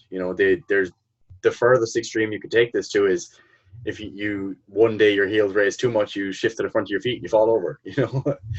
Unlikely to happen. But yeah, in general, there's no reason for it to be a better option. So what I would say is, in the short term, one could potentially reduce their range of motion to the point at which their heels stay on the ground, and then work on adjusting their positioning. Like for some people, they might find that slightly less of an arch in their back, or slightly pushing their knees out more, or changing their stance, that these things change the way that they squat. It can even be like the way you're balancing on your feet. You might be too far back on your heels at the top, and when you come to the bottom, you shift rapidly forward to the front of your feet. So these are the kind of nuances of technique that might lead to that. So there are definitely things we can change. So yeah, Sean, hit me up with that video. But go on.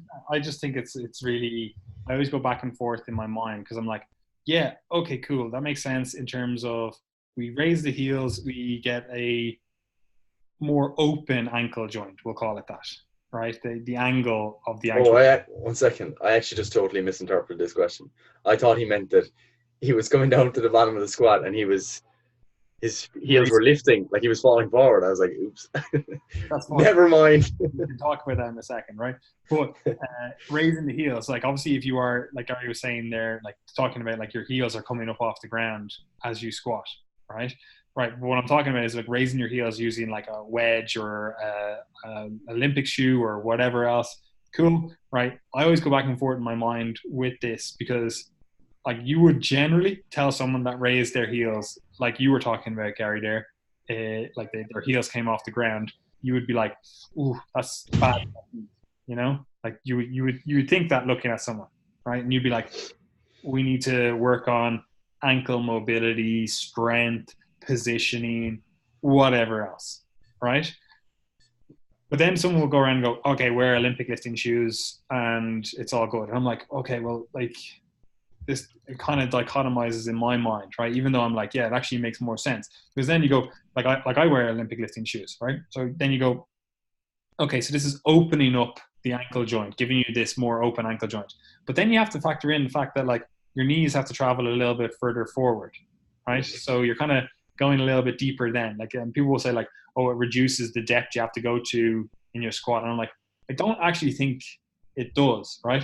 And then also it's like the torso positioning, for some, it's going to definitely open up that torso to a more like upright torso at the hip joint, like, right? But then it's like, okay, but then the way you are producing force through the ground, in my mind, this is what I'm saying. I go through this all the time where I'm like, the way you're doing it, it kind of lends itself to making you tip forward because you're on this slanted board, right? So I'm like, this kind of, or like a wedge shoe. So I'm like, this kind of shouldn't work in my mind when I think of it. But then I'm like, for some people, it works really well. Like if I use squat shoes and a slightly lowered bar position, like it's still high bar, like that's the way I squat, but like more so on the bottom of my upper trap rather than the top of my upper trap, if that makes sense. Like I notice a huge benefit, and that's again obviously because that little inch of difference in terms of shifting the bar back that little bit, and then obviously with the elevated heel, they kind of cancel each other out, but I still get the benefit of that more open ankle. I'm like, okay, so that makes more sense for me. But again, like I always go back and forth with it in my mind. But yeah, Gary, do you want to add something now that you actually understand the question and can read English? Yeah, I actually answered that totally wrong. That's why I was wondering when you started answering, I was like, wait, what?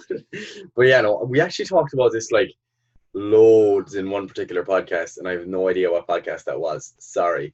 But we were talking about that, about how, people say it's easier to get to depth, if you're using a squat shoe or you're elevating your heels. But Not necessarily. It depends how you measure depth. Like if you're measuring depth of the powerlifter, sometimes it can be easier to do it without a squat shoe because your knees aren't as far forward. And when your knees go forward, because they're on a hinge of the ankle, like the tibia, it's going to be going down lower as well. So it's not just forward, it's forward and down, which means that you then have to come to a lower position with your hip to meet that standard of depth. So what we're actually talking about in a hypertrophy or a general training context, we're generally talking about getting into deeper knee flexion. So like you said, by reducing that limitation at the ankle, essentially what we do is we bring the knees further forward, and then the hip has to go through less range of motion to get to the same relative position at the knee. So I don't think that is suboptimal by any means. Like I think it is a good strategy. I think it's a fairly sound strategy. Don't see there being anything suboptimal with it, really. Like to your point, what was your point again? About the way you're producing force. Like the way you're producing force, it sort of depends on ultimately like where the bar is. Like because the bar is on your back, like you're naturally not going to push forward. You're essentially still pushing down, especially because the bottom of your step or your shoe is still flat on the floor. So you end up kind of distributing the force differently at the level of the foot. And you definitely find that when you're using squat shoes, you do shift a little bit more to the front of your foot, but ultimately the force that you're producing overall is still distributed down through that flat sole of the shoe or the wedge. So yeah, like people definitely get benefit from them. Like I don't think it's going to be a night and day difference, like especially when you're talking about a very small wedge. But definitely useful if you're someone who has quite a forward lean squat. Like if you're leaning forward a lot, for whatever reason you find that your knee just doesn't go forward far, you don't have great dorsiflexion, then that could be, a good strategy for you. Like I use them as well. I find them useful. You find them useful. And generally, like machines that feel really good, that allow you to get into deep flexion, they're designed in such a way that they replicate this already. Like some leg presses and some hack squats, you'll find that because of the angle of the foot plate, they're already essentially putting you in that position where you're starting in slight plantar flexion, meaning you're essentially in the same position as if you had a wedge. So those machines are doing that for you already. So remember that it's not just about a squat. So yeah, I think beneficial if it's comfortable for you. And yeah, that's all our questions, bro. On that squatting as well, like you can literally make an argument like I did about the belt, like, sports specificity. And it's like, oh, well, you don't use squat shoes out and about and whatever else. And I'm like, yeah, I also don't use barbells out and about. So it's like, whatever. But at the same time, it's like, well, this is allowing me to get a better training stimulus. And again, you could argue that with the belt, say that the belt is allowing you to get a better training stimulus and therefore use one. But again, I'm like, well, like in my sport, I don't really squat. Like there's maybe a few positions where I squat, but there are lots of positions where I need to brace my core. So I want to get really good at bracing my core, but like the squat is just, I want to strengthen the muscles, So again, like you have to look at like the overall sports specificity of what you're trying to achieve. But at the same time, I'm like, I can squat just as well without squat shoes. Like it's not like there's this huge drop off in the weight I'm using, However, what I do notice is I move more of that tension onto my lower back, and therefore I'm able to train less because my lower back takes more of a beating, and therefore I build up more fatigue in that particular muscle, which is not the muscle that I'm trying to target with squats, So again, like it depends on what the overall goal is. For most people, like elevating the heel is going to lead to a better, more upright squat in terms of like bodybuilding squat, in terms of building the quads, building the musculature that you're trying to target. Probably more sport specific for the majority of sports than like a more low bar type squat, like heels planted, hips back, a lower bar position. But again, like that might be the exact squat that's required for your sport. Like it depends. But yeah, if there's no questions, Gary, I'm gonna get out of here because it's quite sunny out here and Laura's gonna beat the shit out of me now. Because yeah, don't worry, I know that feel. So we're gonna get a beaten boy. And nothing else to add, peeps. As we alluded to earlier, or as I alluded to, we do have a little bit of a surprise release coming like next week. So we will be releasing our beginners ebook. So if you are interested in that sort of thing, you want to get your brother or sister or mother or granny to start lifting, start training, start understanding nutrition, that's going to be a useful resource. We've been writing it for quite a while now, and it will reflect, I guess, a lot of the concepts that we discuss in the podcast, but in a more applied manner, like just showing you, like, right, this is what you do, this is why you do it. Go off and chase your goals. So stay tuned for that. And other than that, if you're interested in our coaching service, we do have spots available. If you're interested in the types of clients that we work with, you can see all their testimonials on our website, the details of the service. If you want to organize a Skype call with Paddy or I to discuss the coaching service or anything like that, please feel free to get in touch. So yeah, that's it for this week. And other than that, I guess it's too easy. This is true. There is also another surprise coming, Gary. We'll yes, we'll talk about that next week. I have nothing else to add. So goodbye. It's too easy.